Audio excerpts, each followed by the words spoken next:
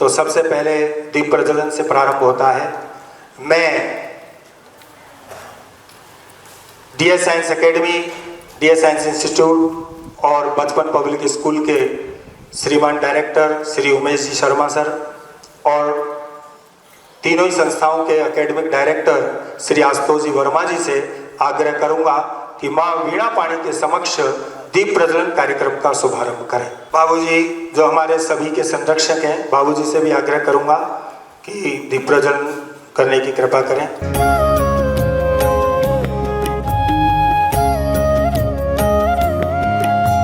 शुभं कुरुत्वं कल्याणम् आरोग्यं धनसम्पदः। शुभं कुरुत्वं कल्याणम् आरोग्यं धनसम्पदः। शत्रुबुद्धि विनाशाय दीपज्योति नमोस्तुते, दीपज्योति नमोस्तुते। शुभं कुरुत्वं कल्याणम् आरोग्यं धनसम्पदः।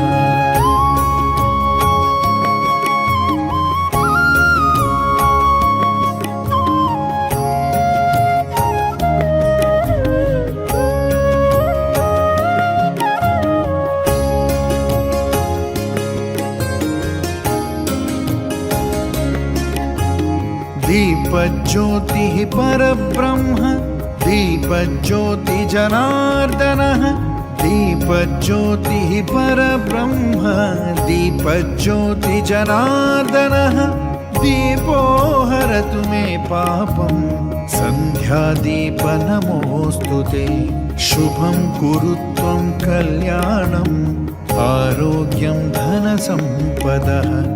गंगापुर नगर के उत्तर में एक छोटा सा गांव है श्यारोली।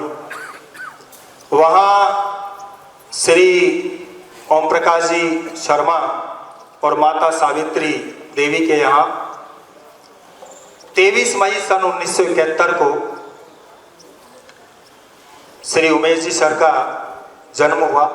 बचपन से ही बड़े प्रतिभावान और विलक्षण प्रतिभा के धनी रहे और आगे जाकर के एनआईटी कालीकट से सन 1997 में सर ने बीटेक किया और बीटेक करने के बाद सर के सामने दो मार्ग थे। एक यूपीएससी की तैयारी करना, दूसरा कहीं से अच्छा पैकेज प्राप्त करके और अपनी लाइफ सेट करना, नौकरी करना।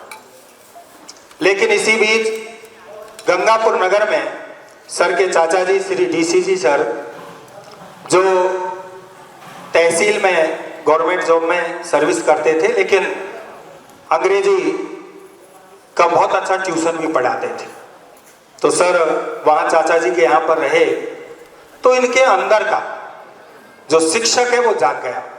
आप जानते हैं शिक्षक बनाया नहीं जा सकता, शिक्षक जन्मजात होता है। तो इनके अंदर का शिक्षक जागा और सर ने पढ़ाना शुरू किया। प्रारंभ में फिजिक्स पढ़ाना शुरू किया। उस समय पर आप जानते हैं कि ट्यूशन का बहुत बोलबाला था। तो फिजिक्स पढ़ाना शुरू किया और बच्चे पढ़ने के लिए इधर उधर साइकिल से कभी फिजिक्स, केमिस्ट्री, मैथ जाते थे। लेकिन हायर सेकेंडरी के जो टीचर थे वो भी बच्चों पर ट्यूशन के लिए दबाव डालते, प्रैक्टिकल में नंबर तभी दूंगा जब मेरे पढ़ने आएगा। तो सर ने सोचा कि इस फिजिक्स में तो बहुत बड़ा लोचा है, क्या करना चाहिए। सर ने फिर मैथ पढ़ाना शुरू किया और मैथ में इस गंगापुर परिक्षेत्र में मैथ के एक प्रमुख हस्ताक्षर के रूप में अपने आप को सिद्ध किया। लेकिन फिर मन में विचार आया कि क्या ये बच्चे इसी तरीके से लगातार गंगापुर के जो बालक हैं, गंगापुर परिक्षेत्र के जो बच्चे हैं, क्या इसी तरीके से एक के बाद एक ट्यूशन पढ़ते रहेंगे? क्या इन्हें एक छत के नीचे शिक्षा प्राप्त नहीं होनी चाहिए क्या? यहां से पढ़ने के लिए बच्चे कोटा, जयपुर, सीकर विभिन्न जगहों पर जाते हैं। क्या हमारे गंगापुर में ऐसी कोई संस्था नहीं होनी चाहिए क्या कि यहाँ के बच्चों को यही शिक्षा मिले और यहीं से बच्चे डॉक्टर और इंजीनियर बने? ऐसा सपना देखा। और आप जानते हैं सत्र 2004 में अपने 7 स्टाफ के साथ, जिसमें मैथ की खुद, एक फिजिक्स के, एक केमिस्ट्री के, एक बायोलॉजी के, हिंदी, अंग्रेजी और एक 4th क्लास, ऐसे 7 लोगों के साथ में डीएस साइंस एकेडमी की स्थापना रखी, जिसमें प्रारंभ में 108 विद्यार्थी का प्रवेश हुआ, उनको पढ़ाया। सर के साथ बहुत सारे लोग जुड़े, पिछड़े। वास्तव में हम सब लोग, बहुत सारे लोग लंबे समय से सर के साथ जुड़े हुए हैं।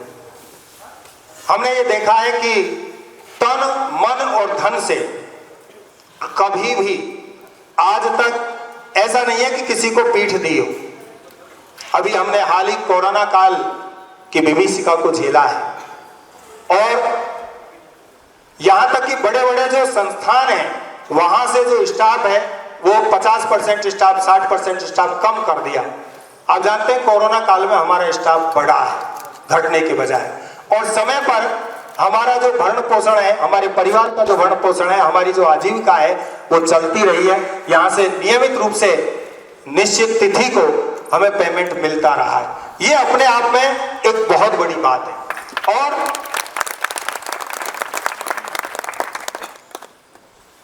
लेकिन जो सरल हृदय व्यक्ति होता है, वैसे आप जानते हैं कि उमेश जी सर के लिए ये कहना अतिशयोक्ति नहीं होगी कि जैसे भगवान श्री राम वज्र से कठोर और फूल से कोमल भी थी, ऐसे ही कई निर्णय इतने कठोर होते हैं कि जिनको देखते ही हम कांप उठते हैं, लेकिन दूसरे ही पल बिल्कुल फूल से कोमल भी हैं कि यदि हमने अपनी परिस्थिति बताई, ये बात है, तो प्राणपण से आपके साथ जुड़ जाएंगे। और जब सर ने 2004 में डीएस साइंस एकेडमी की नींव रखी, तो जैसे ही आगे बढ़ते रहे, तो फिर 2-3 साल बाद सर के अनुज अवधेश जी सर का सर को साथ मिला। उन्होंने छोटे भाई लक्ष्मण की तरह सर का अनुगमन किया, दिन रात साथ में मेहनत की, और आप जानते हैं संस्था धीरे धीरे उत्तरोत्तर उन्नति के पथ पर आगे बढ़ती रही। लेकिन जो स्टाफ बढ़ा, उस स्टाफ में कुछ ऐसे लोग थे जिनके अंदर, जिनकी सांसों में डीएस साइंस एकेडमी बसता था, लेकिन कुछ ऐसे लोग भी रहे जिन्होंने बीच मार्ग में धोखा भी दिया। आपको पता है कि सत्र 2013 में यहाँ की कई फैकल्टी टूट करके एक अलग संस्था बनी, और उस परिस्थिति में भी हमने देखा कि सबके मन में कहीं न कहीं अपने भविष्य को लेकर के किसी प्रकार की किंचित मात्र थोड़ा सा ये होगा कि अब क्या होगा। लेकिन आपको पता है उस समय भी सर ने एक चट्टान की तरह अडिग रह करके, और आपको पता है उस साल तो जो पुराने लोग हैं वो जानते हैं कि गंगापुर के इतिहास का एक बहुत अच्छा कार्यक्रम भी हमने बाईपास पर किया था, और उसमें कार्यक्रम में करोड़ों रुपए हमने लगाए, और लगाने के साथ में बहुत अच्छी फैकल्टी यहाँ दूर दूर से लेकर के आए, और उसके बाद हमने राजस्थान बोर्ड या जेई, नीट सभी में बेहतर परिणाम दिए।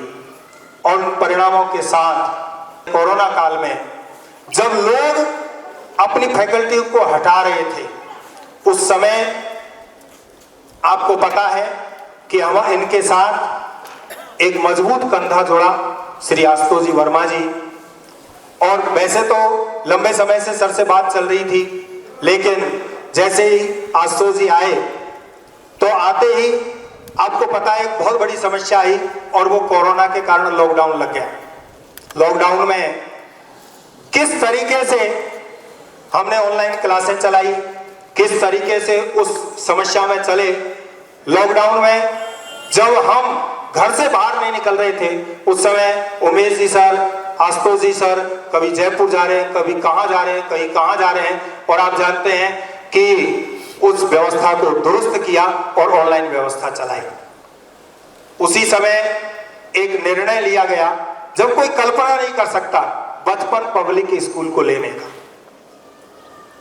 क्योंकि आशुतोष जी एकेडमिक डायरेक्टर बने, इनके मन में भी था, उमेश जी सर के मन में भी था कि हमारी धीरे धीरे ब्रांचें बढ़नी चाहिए।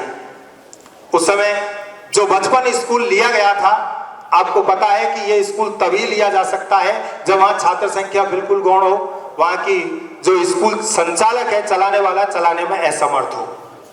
ऐसे विद्यालय को लेना और लेकर के न जाने कौन सी अदृश्य शक्ति इनके अंदर कार्य कर रही थी। आशुतोष जी के लिए भी इतना बड़ा निर्णय लेना बहुत बड़ी बात थी, क्योंकि यदि ये निर्णय ले लिया जाए और फिर बाद में असफल हो जाए तो बहुत बड़ा प्रश्नवाचक चिन्ह लग सकता था।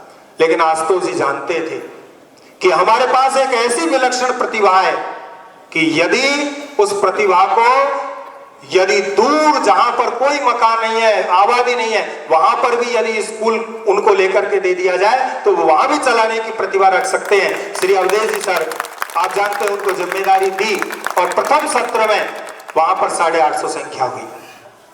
इधर डीएस साइंस एकेडमी चलता रहा और उसी बीच में जब हम बचपन पब्लिक स्कूल में पूर्णतः सफल हुए तो फिर आप जानते हैं उमेश जी सर और आशुतोष जी सर ने फिर एक बहुत बड़ा डिसीजन किया, और डिसीजन ये था कि यहाँ एक नया सेंटर चलाना 11th-12th के लिए। आपकी डीएस साइंस एकेडमी में बच्चे पढ़ते थे, करते थे, लेकिन वहां पर एक सबकी एक मानसिकता ये थी कि ये स्कूल है, जबकि हमें यदि आगे बढ़ना है, कोटा सीकर जैसी स्थिति लानी है, तो हमें एक ऐसे संस्थान की आवश्यकता है जो कोचिंग का रूप ले।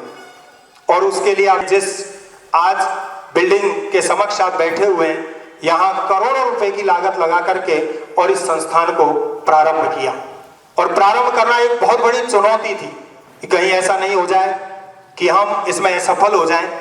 लेकिन मैं बार बार जब ये बात मेरे सामने रखी भी जाती थी कि भाई हम इस तरीके से कर रहे हैं, तो मन में एक अज्ञात भय था कि यार कोरोना काल से निकले हैं और कहीं ऐसा नहीं हो जाए कि दोबारा लॉकडाउन लग जाए, क्योंकि जिस समय पर लास्ट जब लॉकडाउन लगा था तब यहाँ का काम चल रहा था।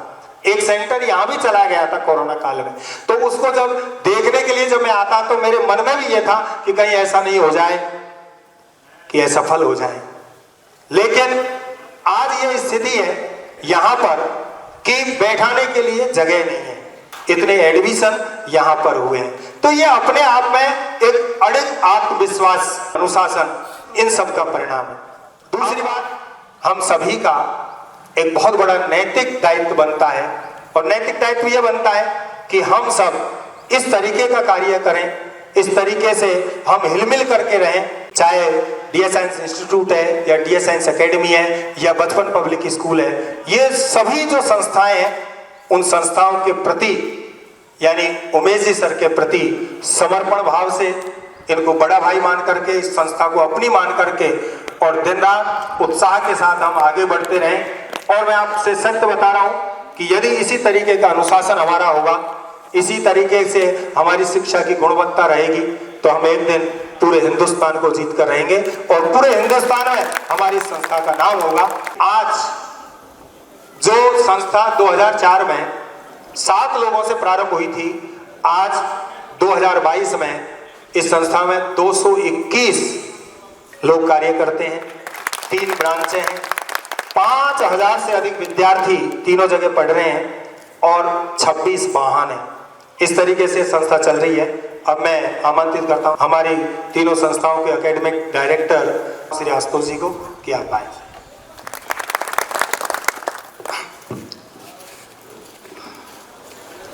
Good evening all of you. आदरणीय बाबूजी,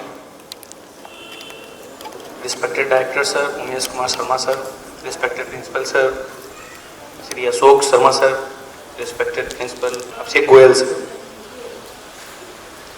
respected CMD Shriman Awadhesh Sharma sir, respected MD Pradeep sir, respected MD Shri Arvind Chaturvedi sir, respected chief coordinator and maths HOD Shriman Atul Sharma sir, respected HOD NEET physics department श्रीमान दीवान सर, रिस्पेक्टेड केमिस्ट्री HOD श्रीमान Gajanand Sharma sir, respected HRD head श्रीमान Harish Chaturvedi sir, respected HOD botany श्रीमान वालिया साहब, respected HOD श्रीमान चिलोजी श्रीमान Manoj Kumar Sahu sir, respected all the senior faculty members, junior faculty members, all the management department, management head, all the female faculties, teachers in the Bachpan group, in the DS Science Academy, all the computer departments, all the members of the DS Science Academy. वैसे तो आज की शाम केवल दो चीज़ों के लिए है। एक कि हम तीनों संस्थाएं मिलकर के उमेश सर की 17 साल की जर्नी का धन्यवाद दें, और दूसरा कि बहुत अच्छी संख्या में एडमिशन हुए हैं तीनों संस्थाओं में, और उस खुशी में स्वादिष्ट भोजन का आनंद लें। साथ साथ में क्योंकि अपन साल भर में एक बार ही तीनों संस्थाएं मिल पाएंगी, इसलिए थोड़ा बहुत इंट्रोडक्शन भी आपस में ज़रूरी है। जब ये शुरुआती दौर में, जैसा कि अभी अरविंद सर ने बताया कि जब DS साइंस एकेडमी नशिया कॉलोनी में चल रहा था, तो ये बात हमेशा कचोटती थी कि जब कोई टीचर, जब कोई अच्छी फैकल्टी जो 30 लाख 40 लाख 50 लाख की फैकल्टी होती थी, और वो जब जुड़ती थी तो उसके मुंह से एक बात निकलती थी, यार ये तो स्कूल है, छोटी सी जगह है, छोटी सी व्यवस्था है, वैसे वैसे वो बात हमेशा कचोटती थी, सबको कचोटती थी, लेकिन बात थी कि इसको आगे कैसे बढ़ाएं। मेरा ऐसा मानना था कि शायद उमेश सर जैसा पावरफुल डायरेक्टर, कैपेबल डायरेक्टर, अगर मैं पूरे हिंदुस्तान की तुलना करूं तो आज मैं दावे के साथ कह सकता हूं कि शायद अगर हिंदुस्तान के जितने भी एकेडमिक डायरेक्टर होंगे जो इंस्टीट्यूट को चलाते होंगे, उनमें से किसी भी डायरेक्टर से अपने उमेश सर कम नहीं थे, कभी कम नहीं थे। बस कई बार ऐसा लगता है कि एक संस्था तभी ग्रोथ कर सकती है जब कुछ लोगों का साथ हो, कुछ लोगों का अच्छा साथ मिल जाए, जो विश्वास पात्र का साथ हो, तो ये संस्थाएं ग्रोथ करती हैं। कोई कंपनी हो चाहे संस्था हो, कुछ भी हो। मुझे लगता था कि शायद इतना जोरदार, जितने लेवल का साथ चाहिए था, शायद उसकी कमी रह गई, और इन्होंने कभी हार नहीं मानी और लगातार मेहनत करते रहे और यहाँ तक पहुँचे। कोरोना काल में जब बचपन स्कूल डाल रहा था तो रियली में सर ने जैसा बताया बड़ा डर लग रहा था। मैं बार बार उमेश सर से कहता था कि सर कुछ प्लस माइनस ना हो जाए, सर एक बहुत बड़ा अमाउंट है और अपन इतना बड़ा रिस्क ले रहे हैं, सर सही रहेगा क्या? अरे बस ठीक है, आपने सोच लिया है, करेंगे, जीतेंगे, हर कीमत पर जीतेंगे। अवधेश सर ने बहुत हौसला बढ़ाया हमेशा, और अवधेश सर के बारे में जैसा सर ने कहा कि जंगल में भी स्कूल खोल देंगे तो चला देंगे। वास्तविकता है, बहुत अच्छा हुनर है अवधेश सर में, लगनशीलता के साथ। और सबसे बड़ी बात ये थी कि अवधेश सर को ये भी साबित करना था कि नहीं, मैं कर सकता हूँ, कोई करे या नहीं करे, मैं कर सकता हूँ। उन्होंने करके दिखाया, यहाँ पे बड़ी बात है। मैंने तो चीज़ें प्लान्ड की, आइडिया लिया बस, लेकिन जिताने वाले आप सभी लोग रहे। आज की इस बेला में अधिकतम समय हम चाहेंगे कि हम उमेश सर को सुने, उन्हें जाने। थोड़ा सा इंट्रोडक्शन है जो मैं एक बार कर देता हूँ। हाँ, वैसे तो आप सभी जितने भी लोग बैठे हैं, चाहे मैनेजमेंट के हों, चाहे जूनियर फैकल्टी मेंबर्स हों, चाहे सीनियर फैकल्टी मेंबर्स हैं, सभी लोग बहुत सम्मान के साथ बहुत काबिल लोग हैं। हर एक व्यक्ति का सच बताएं तो इंट्रोडक्शन होना चाहिए, उसके लिए 2-3 घंटे आराम से होने चाहिए। हर व्यक्ति में एक खास शख्सियत है, एक खास बात है।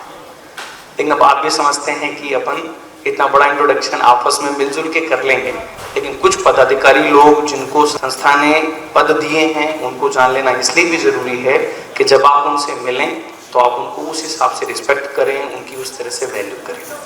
तो आज के इस इंट्रोडक्शन में उमेश सर को आप जानते ही हैं, director DS Science institute, DS science academy and बचपन पब्लिक स्कूल।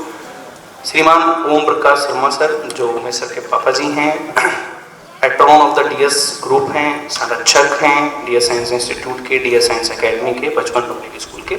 और मैं चाहूँगा इस क्रम में कि जिनका भी नाम लें एक बार वो खड़े होकर के आप सभी का अभिवादन स्वीकार करें। आप लोग बार जोरदार तालियों के साथ एक बार सबसे पहले श्रीमान उमेश कुमार शर्मा सर से मैं चाहूँगा एक बार जोरदार।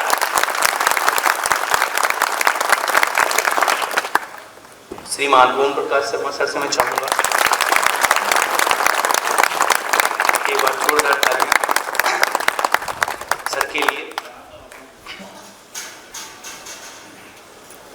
जो उम्र में मुझसे छोटे हैं उनको आशीर्वाद, बड़े हैं उनको नमस्कार मेरा, और वालिया साहब हैं वो तो मेरे बराबर वाले हैं।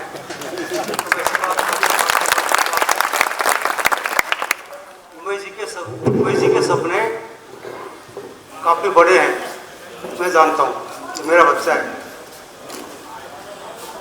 ये बहुत बड़ा एक वट वृक्ष, इसको बड़ का पेड़ कहते हैं ना, वो बन के तैयार होगा, मगर वो सब आप लोगों के सहयोग से। अकेला भी कुछ नहीं कर सकता है, ये टीम वर्क से ही सब संभव है। और आदमी का काम इतना नहीं होता है कि बस पैसा कमाया, मकान बनाया, गाड़ी लिया और पीछे वाली संतान के लिए छोड़कर मर गए। अपने आप में आपकी ख्याति आगे बढ़े, आपकी भी कुछ मतलब चरित्र का निर्माण और कर्तव्य का ज्ञान, यही सच्ची शिक्षा है। तो इसके लिए आप अगर साथ दोगे उमेश जी का, तो मैं सच कह रहा हूँ हिंदुस्तान में आप लोगों का तो नाम होगा।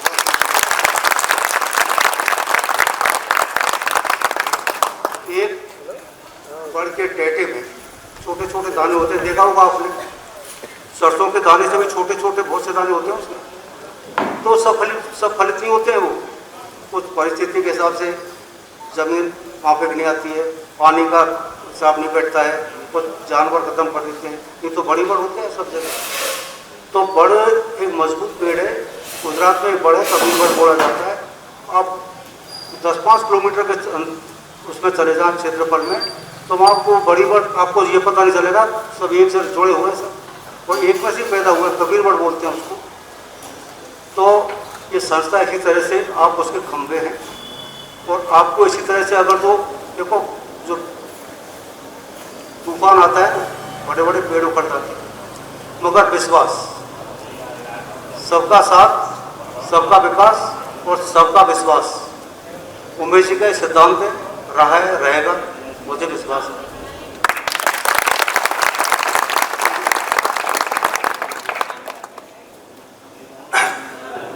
बाबूजी ने जैसे कि एक बात कही कि वास्तव में आज की शाम इसलिए भी है कि हम सभी लोग मन में केवल अगर ये प्रण कर लेते हैं कि यार अपने को उमेश सर का साथ देना है, संस्था का साथ देना है, तो वास्तव में ये संस्था इंडिया लेवल पर पहुंचाई जाएगी, पहुंचेगी, कोई दो राय नहीं है।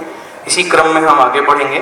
श्रीमान Awadhesh Sharma sir, chief managing director, DS science academy, Bachpan public school, एक बार जोरदार तालियां श्रीमान अवधेश शर्मा सर के लिए। अवधेश शर्मा सर जो अपने काम को बहुत अच्छे तरीके से निपटाने में, पूरा करने में माहिर हैं, श्रीमान अवधेश शर्मा सर। श्रीमान Ashok Kumar Sharma sir, principle of the DS science academy, बहुत लंबे वर्षों से उमेश सर का हमेशा दाहिना हाथ बन करके रहे, हमेशा एक संरक्षक के रूप में डीएस साइंस अकेडमी में जुड़े रहे। श्रीमान अशोक कुमार शर्मा का बहुत बहुत धन्यवाद। इंजीनियर प्रदीप कुमार यादव सर जो कि एमडी हैं, managing director, senior wing, DS Science institute. आज इस डीएस साइंस इंस्टीट्यूट को चलाने में सर का बहुत बड़ा रोल है। मैं अगर कम शब्दों में कहूँ तो मैंने बहुत जगहों पर काम किया, बहुत लोग सपोर्टिंग हैंड्स मैंने बहुत देखे। इतना काबिल आदमी, हर स्थिति को संभालने वाला, हर स्थिति को, चाहे जैसी हो, काम देने के बाद मैं भूल जाता हूँ कि मैंने कोई काम दिया है, बस वो होना है। चाहे एक छोटे से पियोन का अपॉइंटमेंट हो, चाहे एक मैनेजमेंट का अपॉइंटमेंट हो, चाहे 40 लाख की फैकल्टी का अपॉइंटमेंट हो, इंटरव्यू हो, चाहे जैसी तरह की स्थिति हो, 50 लाख का डिसीजन लेना हो, चाहे जितना बड़ा हो, चाहे जितना छोटा हो। मैं सच बताऊं तो मुझे एक समय में ऐसा लगता था कि यार मैं जहां कंफ्यूज्ड हो जाता हूं वहां मैं किससे पूछूं, तो फिर मैं वक्त लगाता था, 2 दिन, 4 दिन, 5 दिन। मेरा इससे पहले अब तक का सफर यही रहा कि ज्यादातर चीजें मेरे को मैं सॉल्व कर लेता था, और जब मैं थोड़ा परेशान हो जाता था कि यार इसका सलूशन ही नहीं निकल रहा है, तो फिर मैं 2-4-5 दिन के लिए उस टॉपिक को होल्ड पे डाल देता था। 5-6 दिनों में वो चीजें निकल आती थी। पहली बार ऐसा फील करता हूँ कि कितनी भी कॉम्प्लिकेटेड सिचुएशन हो, मैं प्रदीप सर के पास ऐसे जाता हूँ जैसे मैं बस एक समाधान के लिए जा रहा हूँ, और उसका समाधान निकलता है बहुत सुपर। एक बार जोरदार तालियां श्रीमान प्रदीप कुमार यादव सर का। अरविंद कुमार चतुर्वेदी सर जो कि एमडी हैं DS Science institute state board के। आप इन्हें अभी सुन ही रहे थे कि दास्तान, उन्होंने दुख भरी दास्तान सुनाई है। एक बहुत अच्छा परिचय, एक ऐसा इंसान जो डीएस साइंस एकेडमी से बहुत पहले से जुड़े थे, एक वफादार इंसान, एक ऐसा इंसान जो उमेश सर को कभी भी अकेला नहीं रहने दिया और इस परिवार के साथ जुड़ करके रहे। मैं ऐसा मानता हूं कि यदि कभी कोई बहुत बड़ी विपदा कभी भगवान न करे आए, अगर कभी कोई आती है ना, तो अगर सबसे कोई आगे खड़ा होने वाला इंसान होगा ना, तो उसमें अरविंद सर का नाम है। अभिषेक गोयल सर जो प्रिंसिपल हैं बचपन पब्लिक स्कूल के, बहुत बहुत आभार, बहुत बड़ा अभिनंदन। सर ने अपनी कैपेसिटी को बहुत अच्छे से साबित किया। बचपन पब्लिक स्कूल में बहुत सारी समस्याएं थी, नया था, चीज़ें उतनी बैलेंस्ड वे में नहीं थी, स्टूडेंट्स की एडमिशन्स बहुत ज़्यादा हो गए और सभी तरह के काम की जिम्मेदारी वहाँ रहती है, चाहे वो एडमिशन की इंक्वायरी को लेकर के हो, चाहे पैसे जमा करने को लेकर हो, बैंक में भेजने को हो, पियोन से लेकर और सभी तरह की जिम्मेदार लोगों को आदेशित करने से लेकर के हो, चीज़ों को समझने से लेकर हो, सारे डिसीजन एक व्यक्ति पर जब हों तो बहुत मजबूत कंधा होता है, बहुत महत्वपूर्ण जिम्मेदारी बन जाती है, जो कि अभिषेक जी बहुत अच्छे से निभा रहे हैं। हमें आप पर गर्व है, बहुत बहुत। और अब हमारी फैकल्टी मेंबर्स का इंट्रोडक्शन, जिनके साथ आज यहाँ काम करने में मुझे बहुत खुशी है, हम सभी को बहुत खुशी है। हालांकि आज भी हम उस लेवल पर नहीं है जिस लेवल पर इन सब लोगों ने काम किया। बड़ी बड़ी संस्थाओं में बड़ी बड़ी पोजीशन पर कोई जॉइंट डायरेक्टर रहा, तो कोई डायरेक्टर रहा, तो कोई जो है HOD रहा, सब बहुत बड़ी बड़ी पोजीशन पर रहे और उन सब का यहाँ पर साथ मिल रहा है। इसके लिए मैं बहुत गर्व महसूस करता हूँ, तहे दिल से धन्यवाद देता हूँ। और हम सभी लोगों को तहे दिल से धन्यवाद देना चाहिए, ऐसी बड़ी फैकल्टीज अपने डीएस साइंस इंस्टीट्यूट से जुड़े हुए हैं, जिनके शीर्ष मुख पर बैठने पर ही हम सब लोग शोभायमान हैं। श्रीमान इंजीनियर अतुल शर्मा सर का मैं बहुत बहुत अभिवादन करना चाहूँगा, बहुत बहुत नमस्कार। Chief coordinator HOD maths DS Science institute, mathematician, एक ऐसा मैथमेटिशियन जिसके यहाँ पर होने पर हम सबको गर्व होता है। उमेश सर खुद मैथमेटिक्स की फैकल्टी हैं, कई बार आपस में डिबेट होती है, डिस्कशन होता है सर का, कई बार लगता है कि यार इतनी सब्जेक्ट को इतना अच्छे से जानने वाला आदमी अपने साथ है। बस ऊपर वाले से दुआएं हैं कि ये फैकल्टी मेंबर्स कभी डीएस साइंस एकेडमी से अलग ना हो।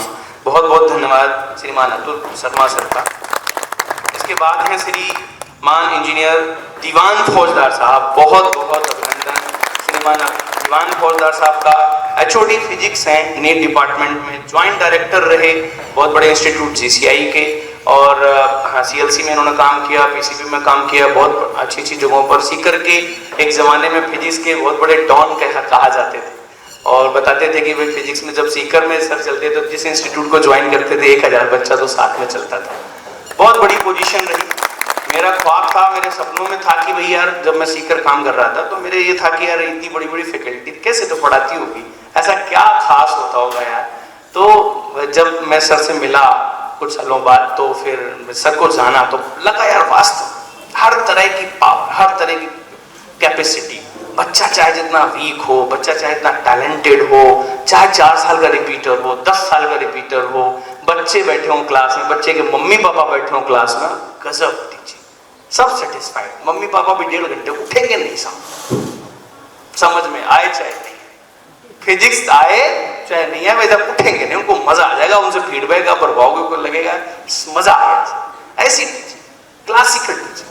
तो हम सब के जो हीरो हैं सर दीवान फौजदार साहब, बहुत बढ़िया फीडबैक, बहुत अच्छा सब्जेक्ट कंटेंट, सब कुछ बहुत अच्छा डिलीवर करते हैं। श्रीमान इंजीनियर गजानन शर्मा सर से मैं बहुत बहुत अभिनंदन करना चाहूँगा सर का। HOD केमिस्ट्री, इन तीनों सब्जेक्ट में, केमिस्ट्री सब्जेक्ट में महारत हासिल है और सर का जो अपना नेचर है, अपने डिपार्टमेंट को बहुत अच्छे ढंग से संभालते हैं। इस बार जो टारगेट नीट का बैच बना है उसमें आज अपने पास 125 के आसपास बच्चे हैं। टारगेट बैच बनाना हमारा ख्वाब हुआ करता था कि डीएस साइंस स्कूल से इंस्टीट्यूट कब कन्वर्ट होगा, वो तब संभव था जब इंस्टीट्यूट में कोचिंग में बच्चा एडमिशन ले, और ये चीज़ मुझे नहीं लगता है कि इन लोगों के बिना पॉसिबल था। अतुल सर, दीवान सर, गजानन सर, हरी सर, इन सब लोगों ने मतलब जबरदस्त सीधा बच्चों से बात थी कि सर आप पढ़ा रहे हो तो फिर हम LN नहीं जाएंगे, हम कोटा नहीं जाएंगे। उनके मम्मी पापा लोगों ने एडमिशन करा दिया, उसके बाद भी वो छोड़ करके वापस यहाँ पर उन्होंने एडमिशन लिया। बहुत बहुत धन्यवाद गजानन शर्मा सर का। डॉक्टर PS अलवालिया साहब, HOD बॉटनी डीएस साइंस, आपका बहुत बहुत तहे दिल से धन्यवाद। हम सबके साथ आप जो है यहाँ पर हम सबके साथ हम सबका हौसला बढ़ा रहे हैं, साथ में हम काम कर रहे हैं, बहुत बहुत धन्यवाद। Harish Chaturvedi sir, HRD head DS Science institute, chemistry को बहुत अच्छे ढंग से खेलते हैं, चाहे 2 महीने का टाइम दीजिए चाहे 3 महीने का। ऑर्गेनिक में स्पेशलिस्ट हैं और इनऑर्गेनिक बहुत अच्छे से देखते हैं। हरी सर बहुत एनर्जेटिक हैं, 6 क्लासेस लेते हैं, जबरदस्त फीडबैक, शानदार। Manoj Kumar Sahu sir zoology HOD, आपका भी बहुत बहुत स्वागत है इस ग्रुप के साथ। सर इससे पहले CLC में थे और सर ने यहाँ पर हम सबके साथ जुड़ करके बहुत बड़ा सहयोग दिया है। Madan Thamonia sir management head, Jagdish Chaudhary sir management head, Suman Bansal coordinator Bachpan public School, Poonam Saraswat coordinator Bachpan public School, Satish Agarwal exam in charge DS Science Academy. तो मेरा एक सपना था कि मैं कोई अपना कोचिंग डालूंगा, अपना सेंटर डालूंगा, बढ़िया सिस्टम चलाऊंगा और अनुभव ले रहा था अलग अलग जगहों पर जाकर के। लेकिन मुझे ऐसा लगता है कि ये शायद बहुत लोगों के साथ होता होगा, लेकिन मेरे साथ भी ऐसा हुआ कि मुझे ये नहीं पता था कि मेरे जीवन में कोई ऐसा शख्सियत मिलेगा जिसके लिए मैं अपना सपना छोड़ करके उसके सपने के लिए दिन रात मेहनत करने लग जाऊं। अब मेरे जीवन का जो ध्येय है वो बस इतना सा है कि यदि मेरे अपने जीवन में मैं यदि कुछ हासिल करना चाहता हूं तो इतना कि DS साइंस एकेडमी को, उमेश कुमार शर्मा सर को पूरी इंडिया में जाना जाए। ये एकेडमी, ये नाम इतना परिचित हो जाए कि बस ये साबित हो कि हाँ, एक काबिल इंसान ने 17 साल मेहनत की, कुछ काबिल लोगों ने साथ में साथ दिया और संस्था को इंडिया लेवल पहुंचाया। इतनी सुपर टीम है, आप लोगों के बस साथ की जरूरत है। बिना आपके साथ के ये संभव नहीं, ये तो तय है। क्योंकि जब आप कोई अपना काम कर रहे होते हो ना, जिस काम को आप कर रहे होते हो, यदि आप उसकी केवल हद पार करना शुरू कर दो तो आप सही साथ दे रहे हो। सच्चाई तो बस ये है, जिस काम को भी आप कर रहे हो, आप चाहे मैनेजमेंट हो, आप चाहे मैनेजमेंट हेड हो, आप MD हो, आप फैकल्टी हो, आप जो भी है ना, आप यदि अपने काम में कोई कमी छोड़ रहे हो तो फिर आप साथ नहीं दे रहे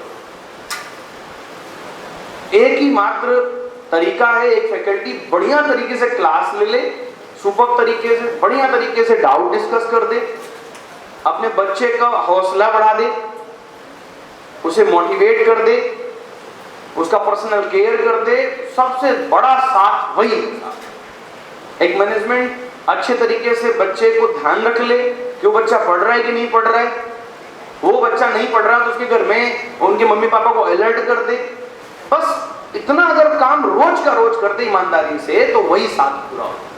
तो मैं तो बस इस स्टेज से एक छोटी सी बात कहना चाहूंगा, अपने काम को इतना बेहतरीन करिए, इतना बेहतरीन करिए कि आपके काम पे फक्र होने लग जाए, चाहे वो कोई भी काम कर रहे हो आप। कई बार मतलब कोई भी पोस्ट का कोई भी आदमी अपना काम कर रहा होता है, इतना खूबसूरती से करता है, इतना खूबसूरती से करता है कि उसके ऊपर फक्र महसूस होने लग जाता है। अभी एक हमने जो है अपनी टीम में 1-2 गार्ड्स जोड़े, 1-2 वार्डन जोड़े। तो एक ऐसा वार्डन है जिसके बारे में अभी तो नहीं कहना चाहूँगा, जिस पर हमने कुछ जिम्मेदारियां दी और उसने इतनी बखूबी निभाई कि हम 4-5 लोग सब जो हायर मैनेजमेंट के लोग थे उस नाम पर चर्चा कर रहे थे, उस पर बातें कर रहे थे। यार देखो, एक आदमी इस तरह से काबिलियत रख सकता है। कभी हम फैकल्टीज के बारे में बात कर रहे होते हैं। तो आपसे मेरा ये निवेदन है कि आप जो भी करें वो तहे दिल से करें, उसमें किसी को क्वेश्चन मार्क ना लगने दें। और ये बाकी सारी चीजें आज के दिन की नहीं है कि आप क्या चीजें नहीं करें, क्या करें, वो सब ग्रुप में आती रहती हैं। और मैं आप सभी का इस मंच से बहुत बहुत स्वागत करना चाहता हूँ, तहे दिल से धन्यवाद देना चाहता हूँ। और बस एक छोटी सी रिक्वेस्ट कि प्लीज इतने ये 221 लोग अगर यार आज कसम खा लेना भाई साहब, आज इस मीटिंग के बाद जाके घर पे अभी नहीं खा सके तो शाम को खा लें, सोते समय खा लें। लग रहा हो कि यार जल्दबाजी ना हो जाए तो दिन मुहूर्त अच्छा निकलवा लें कि यार खानी चाहिए कि नहीं खानी चाहिए। किसी को लग रहा हो यार ये गड़बड़ ना हो जाए, लेकिन यार अगर खा लो ना भाई साहब कि यार अपने को जिताना है, देखना आपको भाई साहब ये तो तय है कि इस संस्था से तो वो सब कुछ मिलेगा जो आपको चाहिए, लेकिन आपको इसकी खुशी बहुत होगी कि मैंने संस्था का साथ तहे दिल से दिया। गर्व के साथ आप कहोगे ना जिस दिन, उसमें दिखेगा सब कुछ कि आपने तहे दिल से दिया। तो बस इतनी छोटी सी रिक्वेस्ट है कि आप साथ देने के लिए दिल से कसम खा लें, दिल से कि यार मुझे साथ देना है, हर विषम और अच्छी स्थितियों में साथ देना और साथ कभी छोड़ना नहीं, चाहे जैसी स्थितियां, बहुत विषम स्थितियां आएंगी साथ, लेकिन साथ नहीं छोड़ना। तो आप सभी का बहुत बहुत स्वागत है इस कैंपस में, बहुत बहुत धन्यवाद। और मैं उस शख्सियत को बुलाना चाहूंगा, एक बार जोरदार तालियों के साथ श्री उमेश कुमार शर्मा सर का स्वागत है इस मंच पर। हम सब के ideal energetic Shriman Umesh Kumar Sharma sir, director of the DS science Academy, Bachpan public School and DS Science Institute. Thank you. आदरणीय बाबूजी, मेरे right hand, left hand, both the shoulder, academic director engineer Ashutosh Kumar Verma sir, जिन पर फख्र महसूस करती है कोई संस्था जिसमें ऐसी शख्सियत जुड़ी हुई हो, वो उसका सौभाग्य होता है। और उन्होंने आजीवन इस संस्था को अपना पूरा जीवन देने के लिए इस संस्था में चुना है। इनका बहुत बहुत तहे दिल से आभार, धन्यवाद। मैं इनको छोटे भाई की तरह आजीवन ऐसे ही स्नेह करता रहूंगा। मेरे से छोटा, मेरा दूर का रिश्तेदार, क्योंकि हम 4 भाई है तो चौथे नंबर का भाई है, तो दूर का हो गया ना। तो chief managing director Shri Avadhesh Sharma sir, जिसको मैं हमेशा प्यार कम किया, लताड़ता जाता रहा, लेकिन जब मैं इसको नहीं लताड़ता इसका मतलब मैं प्यार ही कर रहा होता हूं, नहीं तो मैं लड़ ही लेता हूं। इस DS साइंस एकेडमी के मजबूत कंधे जो अरविंद सर ने मुझे सजेस्ट किया था, और जिस दिन से ये आए हैं Ashok Kumar Sharma sir, principal DS science academy institute के दिन मान ही सुधर गए। एक इंस्टीट्यूट का संचालन कैसे किया जाता है बखूबी इनको परिचित है। और DS साइंस एकेडमी में सबसे पहले आने से लेकर सबसे बाद जाने तक जिनकी उपस्थिति, कोई काल मौसम परिस्थिति हो, हमेशा समर्पित भाव से बगैर किसी से कुछ के अपने काम में निरंतर दृढ़ता से लगे रहने वाले Shri Ashok Kumar Sharma sir, principal DS science academy.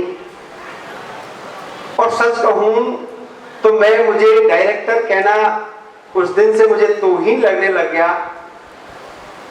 मुझे खुद को ही अच्छा नहीं लगता कोई मुझे डायरेक्टर कहे, क्योंकि जब डायरेक्टर पद को सुशोभित करने वाला एक ऐसा व्यक्ति मौजूद हो, जब मुझे यहाँ आना ही ऐसे लगे कि यहाँ मैं क्यों आया हूँ, सब कुछ तो अच्छा चल रहा है, मेरी क्लास हो तभी मैं आ जाऊंगी, फैकल्टी की तरह मैं यहाँ वर्क करूं। श्री इंजीनियर प्रदीप कुमार यादव सर, गर्व महसूस होता है जिनके ऊपर, लगता ही नहीं कि किसी काम में आपकी आवश्यकता है।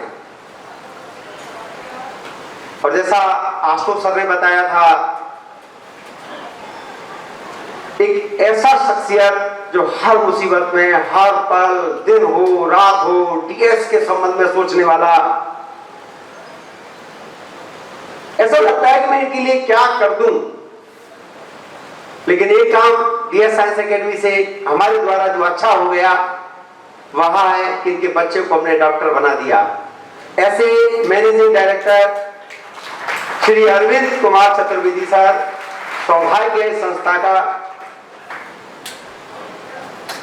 पिछले कोरोना काल में जुड़े, जिनसे मेरा पहले ज्यादा परिचय नहीं था, लेकिन पहली मुलाकात का अपना बना लेने वाले, और लग रहा है कि उस पोस्ट को सुशोभित करने के लिए उस इंग्लिश मीडियम स्कूल में उनसे बेहतर कोई इंसान नहीं हो सकता। इस संस्था को लंबे समय की अवधि तक जुड़े श्री अभिषेक गोयल सर, प्रिंसिपल बचपन पब्लिक स्कूल, जिनके पास न जाने कितने बार कितने लोगों के ऑफर आते हैं, कितने बार कितनी संस्थाओं के द्वारा, लेकिन उन्होंने DS साइंस एकेडमी को अपनी कर्मस्थली, बचपन पब्लिक स्कूल को अपनी कर्मस्थली के चुना।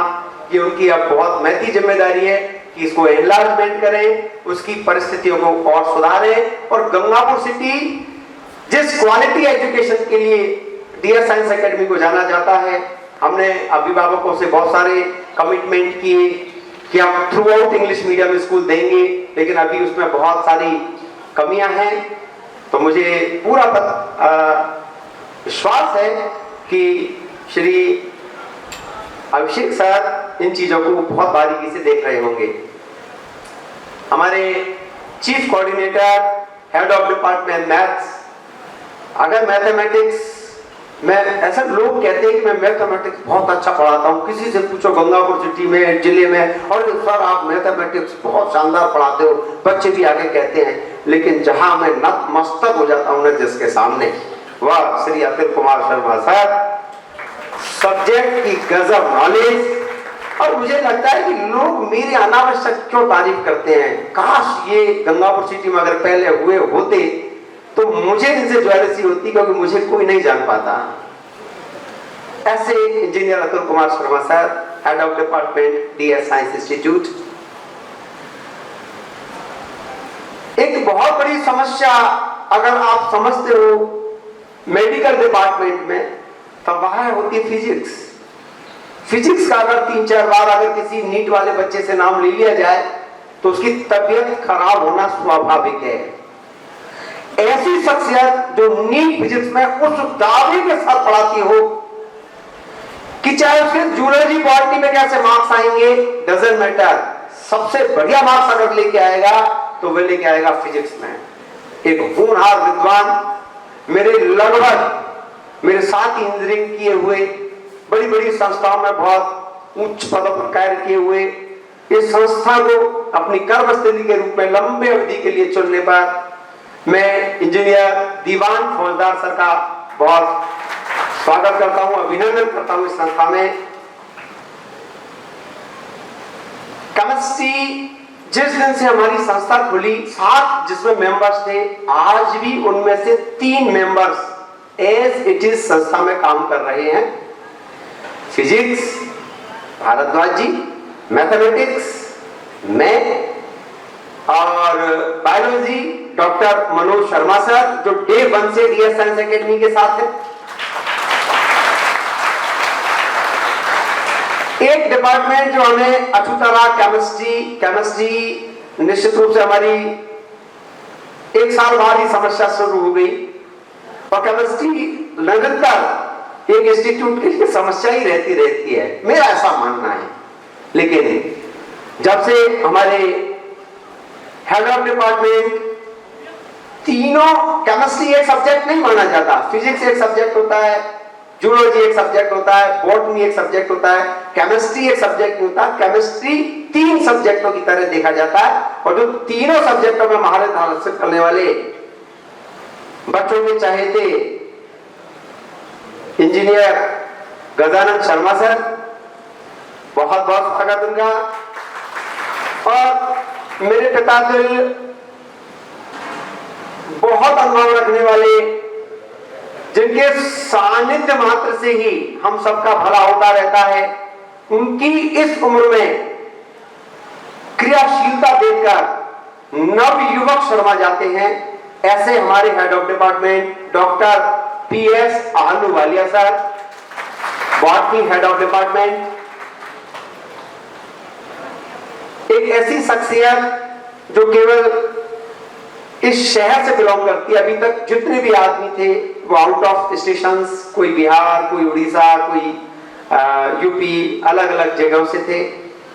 एक ऐसी शख्सियत जो एचआरडी हेड के पद पर केमिस्ट्री की एक बहुत मजबूत स्तंभ के रूप में स्थापित कर चुके, विभिन्न इंस्टीट्यूटों में पढ़ाने वाले बच्चों के बहुत चहेते, ऑर्गेनिक इनऑर्गेनिक विषय पर मजबूत पकड़ रखने वाले, और इस सत्य कहा जाए तो डीएस साइंस एकेडमी को कॉर्पोरेट कल्चर जैसा रूप अगर कोई सोचता था शुरुआत में, तो वो पहले शख्स थे, वो चाहते थे कि कॉर्पोरेट कल्चर इसमें आए। मैं सर वहां काम करना चाहता हूं जब कॉर्पोरेट जैसा दिखे, कॉर्पोरेट कल्चर लाने वाले और उसकी अवधारणा देने वाले श्री हरीश कुमार चतुर्वेदी सर।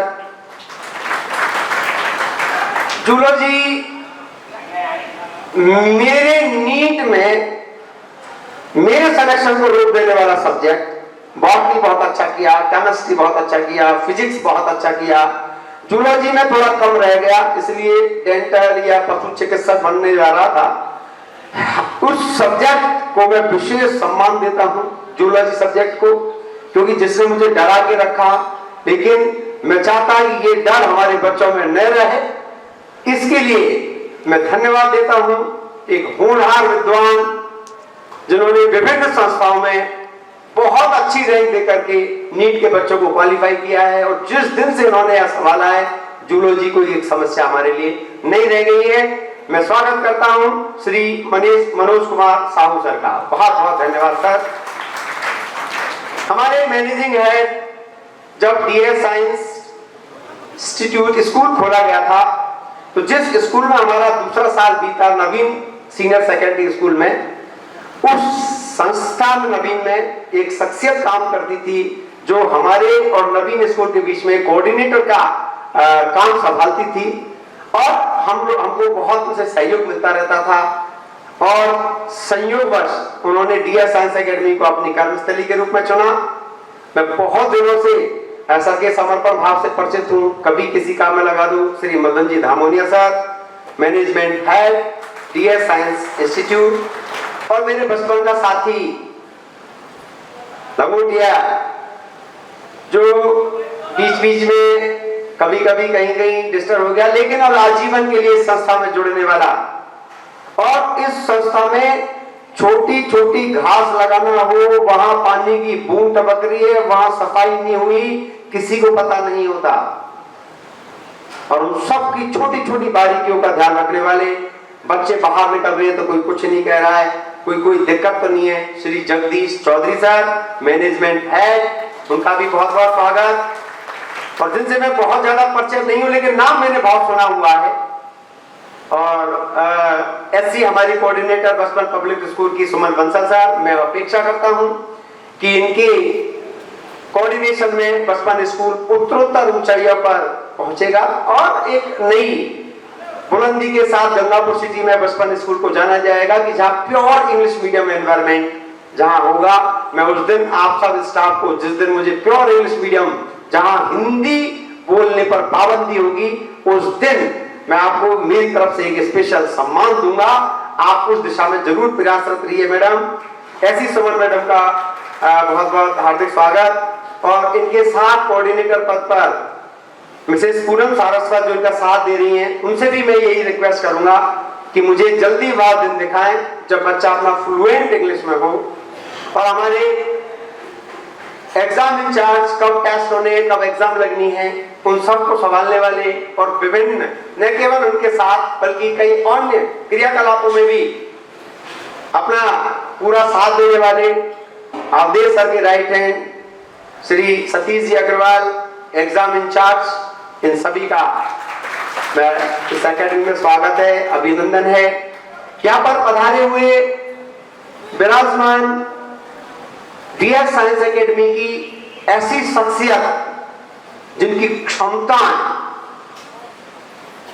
जिनका ब्रेन, जिनका मस्तिष्क और जिनकी कैपेबिलिटीज इस डीएस साइंस एकेडमी को ऑल इंडिया लेवल पर अपना परचम फहराने में सक्षम है, ऐसी तमाम सीनियर फैकल्टी टीम और डीएस साइंस एकेडमी के वह सभी सितारे जिन्होंने न केवल बोर्ड परीक्षाओं में बल्कि एनटीएससी, एसटीएससी में भी अपना जलवा ऑल इंडिया में बिखेरा है, ऐसा डीएस साइंस एकेडमी का जूनियर स्टाफ, उनका मैनेजमेंट और मेरे बचपन स्कूल की सभी मैडम बहनें,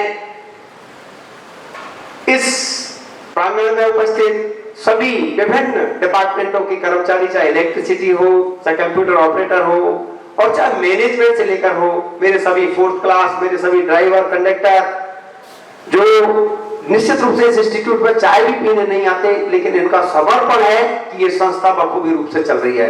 मैं आपको भी हाथ जोड़ करके प्रणाम करता हूं। ये बहुत जरूरी हो जाता है कि हम छोटा बड़ा, इस संस्था में कोई छोटा कोई बड़ा नहीं होता, लेकिन आप जिस काम को कर रहे हो वो वाकई काबिल तारीफ है। और जिस हिसाब से आप अंजाम दे रहे हो, एक एक बच्चा कहां से आ रहा है, कहां उतर रहा है, वाकई मैं आपको सलाम करता हूं। लोगों ने बेशक बहुत कोशिशें की कि मैं हार जाऊं, उन्होंने पूरी ताकत लगा दी कि मैं टूट जाऊं, उन्होंने पूरी प्लानिंग रची, पूरा फरेब किया कि मेरा हौसला जर्जर हो जाए। उन्होंने इतने षड्यंत्र रचे कि मैं मेरे काम से दूर हो जाऊं, विमुख हो जाऊं। केवल मेरा एक छोटा सा सपना था जी, एक छोटा सा सपना कि इस गंगापुर सिटी के बालकों को एक क्वालिटी एजुकेशन देना। ये कोई बहुत बड़ा सपना नहीं था, एक छोटा सा सपना था। इसके लिए वो लोग पीछे पड़ गए और उनसे जो बन पड़ा, जितना गैर कानूनी काम, जितने बेईमानी ढंग से उन्होंने आरोप प्रत्यारोप लगाए, संस्था को बदनाम किया, लेकिन अंत में वो हार गए, वो टूट गए। उनको हार माननी पड़ी। न केवल उन्होंने अपनी इमेज खराब की इस दौरान, बल्कि अपनी संस्थाओं का भी मटिया मेट कर लिया। आज आप देखते होंगे कि उनकी किस स्थिति में संस्थाएं चल रही हैं, और इस पूरे काल में आपको पता होगा जब संस्था पर कितनी भीषण चुनौती आई थी। जो इस संस्था में लास्ट में जुड़े हों तो वो तो जान ही रहे होंगे कि डीआर साइंस एकेडमी अब लॉन्ग लास्टिंग संस्था नहीं रही, इसको अब एक दिन बंद हो जाना है। लेकिन इतना जरूर है कि उस संघर्ष में उन्होंने मुझे बहुत मजबूत बनाया, बहुत संघर्षपूर्ण इंसान बनाया, और विषम परिस्थितियों में अड़िग रहने वाला एक ऐसा शख्स उन्होंने निखार करके दिया। मैं आज जो कुछ भी हूं, इसमें मैं मेरे सभी साथियों का बहुत योगदान रहा है, ईश्वर का मेरे ऊपर साथ रहा है, और इस एक विशेष रूप से मैं मेरी सच्ची मेहनत की जो ताकत थी, जो हौसला था, उन सबका इस संस्था पर बहुत प्रभाव रहा है। और एक अहम चीज है कि उन्होंने जितना मुझे नीचे गिराने का प्रयास किया, मेरे उतने ही मेरे अपने लोगों ने, मेरे अपने साथियों ने उस जज्बे, उससे अधिक जज्बे के साथ मेरा साथ दिया और मुझे जिताया। मैं उन सभी साथियों को, उन सभी डीआर साइंस एकेडमी के कर्मचारियों को, जिन्होंने उस विषम परिस्थितियों में मेरा हौसला बनाए रखा, कंधे से कंधा मिला करके डटे रहे, मैं उनको सलाम करता हूं और उम्मीद करता हूं कि उनका हमेशा साथ आजीवन मुझे ऐसे ही मिलता रहेगा। इस सफर में मैं उनका तहे दिल से आजीवन आभारी रहूंगा। यदि आप नहीं होते तो ये निश्चित है कि मैं ये लड़ाई नहीं लड़ पाता।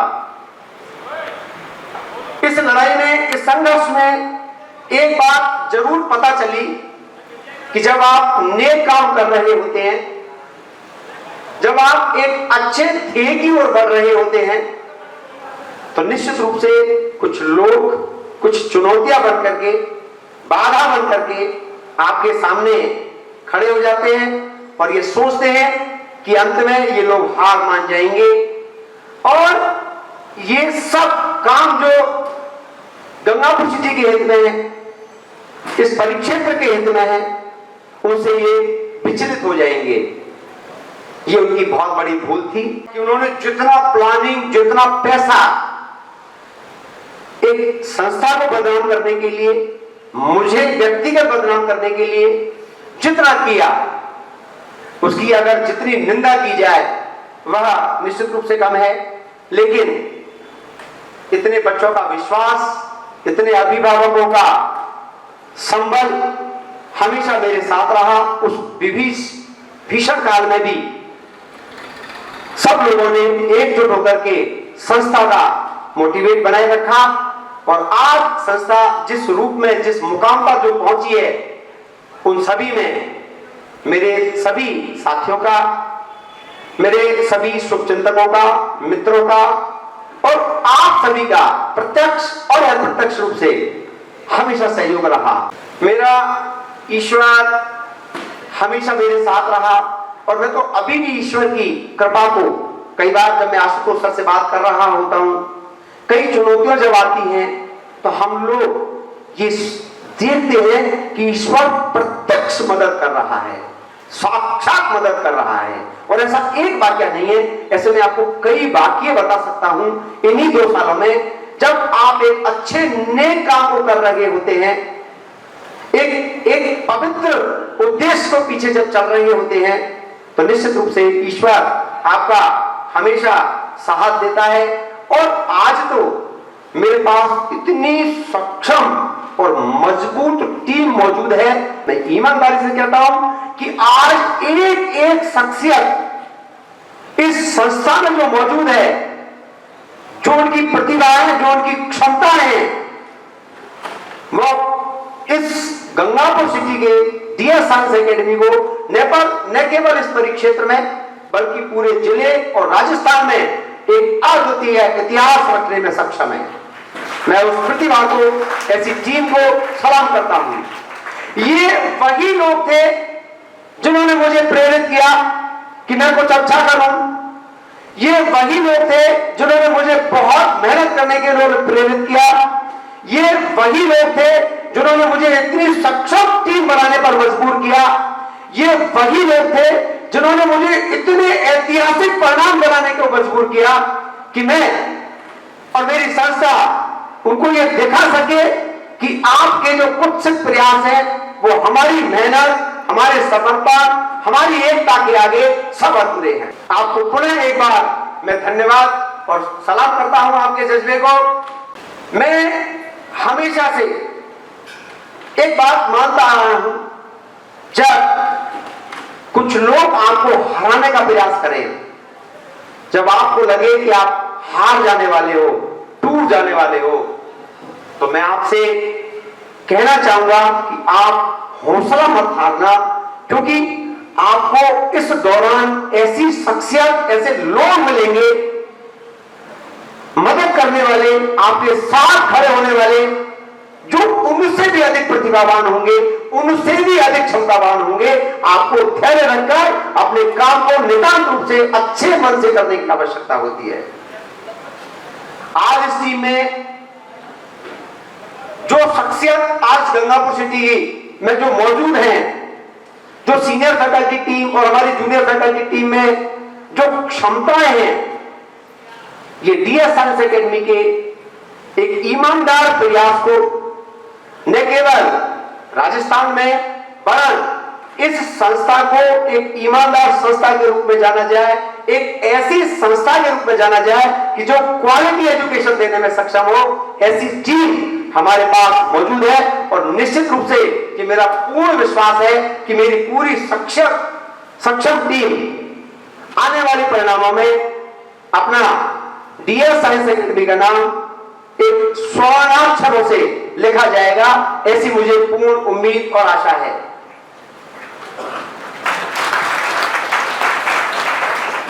देखो, जिन भी परिस्थितियों में आप जी रहे हो, बहुत जरूरी हो जाता है परिक्षेत्र के लोगों का विश्वास जीतना। जो लोग आप पर विश्वास करते हैं, उन बच्चों को और उन बच्चों के अभिभावकों को, क्योंकि हम जिस उद्देश्य को लेकर के एक साथ जुड़े हुए हैं, वह है बच्चों का हित, बच्चों का भविष्य।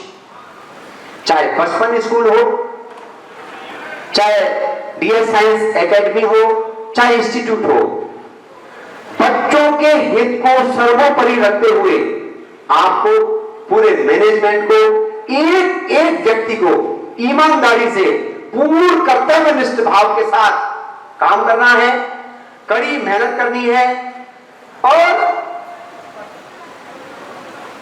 जो डीएस साइंस एकेडमी ने जो सपने देखे हैं, जो मैंने सपने देखे हैं, इन सपनों को साकार करने के लिए आज मेरे साथ इतनी मजबूत टीम मौजूद है, जिन्होंने मेरे सपने को अपना सपना समझ करके पूर्ण जिम्मेदारी के साथ काम कर रहे हैं। उन सपनों को देखो, आप जीवन में कितना ही संघर्ष करो, कितना ही कुछ करते जाओ, कोई भी आपके लक्ष्य हो, कोई भी आपकी मंजिल हो, जो भी आपने एक तय डेस्टिनेशन चुना है, उस पर सभी लोग मेहनत करते हैं, निरंतर प्रयास करते हैं। कुछ लोग पार पा जाते हैं, कुछ लोग प्रयासरत रह जाते हैं और लगातार प्रयासरत करते हैं, लगे रहते हैं।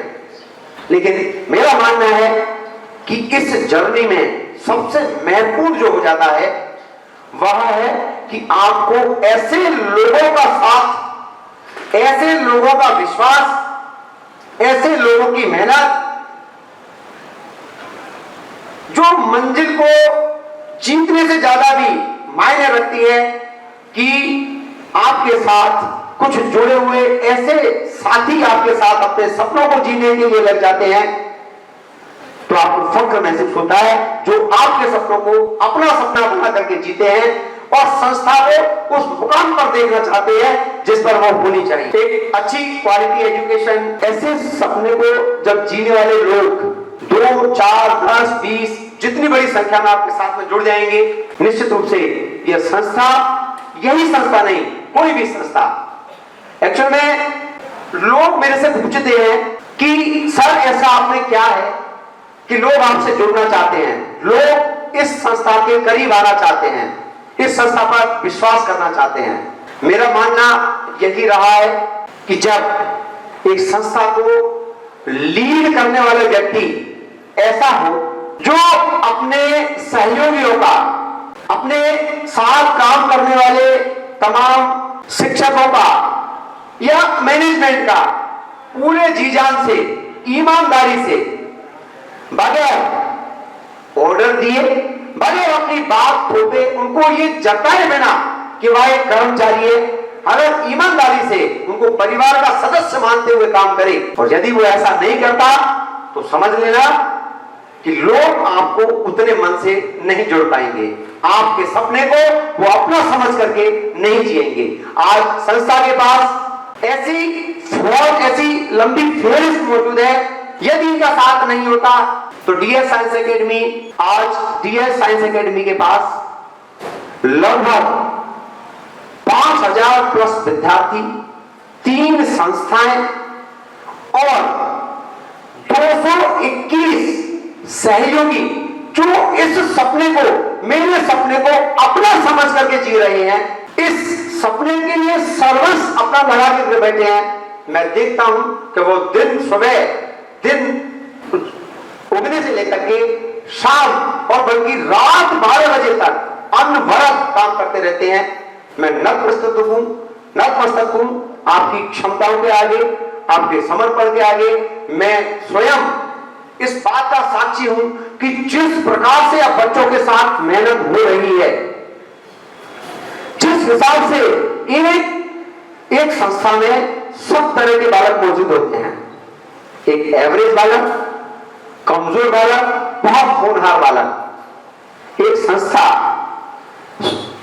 जब अगर मैं अन्य संस्थाओं से इसकी तुलना करूं तो डीएस साइंस एकेडमी सभी संस्थाओं में बिल्कुल न केवल शिक्षण की दृष्टि से अनूठी है, कर्मचारियों की दृष्टि से अनूठी है, या काम करने वाले प्रत्येक व्यक्ति के लिए अनूठी है। मैं बताता हूं कैसे। आज किसी भी संस्था में अगर कोई बालक पढ़ने जाता है और वो शिक्षा अध्ययन करता है तो कोई संस्था इंडिविजुअली उस बच्चे का इतनी फोकस से ध्यान नहीं रखती। जो बच्चा पास होने की स्थिति में है, हमारी टीम उसको पास होने तक उसके साथ रहती है। जो बहुत अच्छा रिजल्ट देने में सक्षम है, उसको बहुत ऊंचाई तक ले जाने में सक्षम है, उसके लिए कार्य कर रही है। और एक बालक के सपने को अपना सपना समझ करके जीने वाला स्टाफ डीएस साइंस एकेडमी में मौजूद है। मैं दावे के साथ कह सकता हूं कि एक बच्चा, उसकी परिवार, उसके अभिभावक, उसके माता पिता इतने नहीं करते होंगे जितने हमारी संस्था का एक सदस्य उसके लिए चिंतित रहता है। ऐसी कोई संस्था मुझे हिंदुस्तान में नहीं आती जब एक बच्चे पर अभिभावकों से ज्यादा हमारे टीचर्स का फोकस होता है। और जो टीम मौजूद है, जिस हिसाब से मैनेजमेंट वर्क कर रहा है, मैं दावे के साथ कह सकता हूं कि ऐसा किसी संस्था में नहीं किया जाता होगा कि एक बालक के साथ न्यायपूर्ण होना, उसके साथ ईमानदारी से जिस दक्षता के साथ उसके साथ मेहनत करने की जरूरत है, उस दक्षता के साथ उसके साथ लगातार जुटे रहना।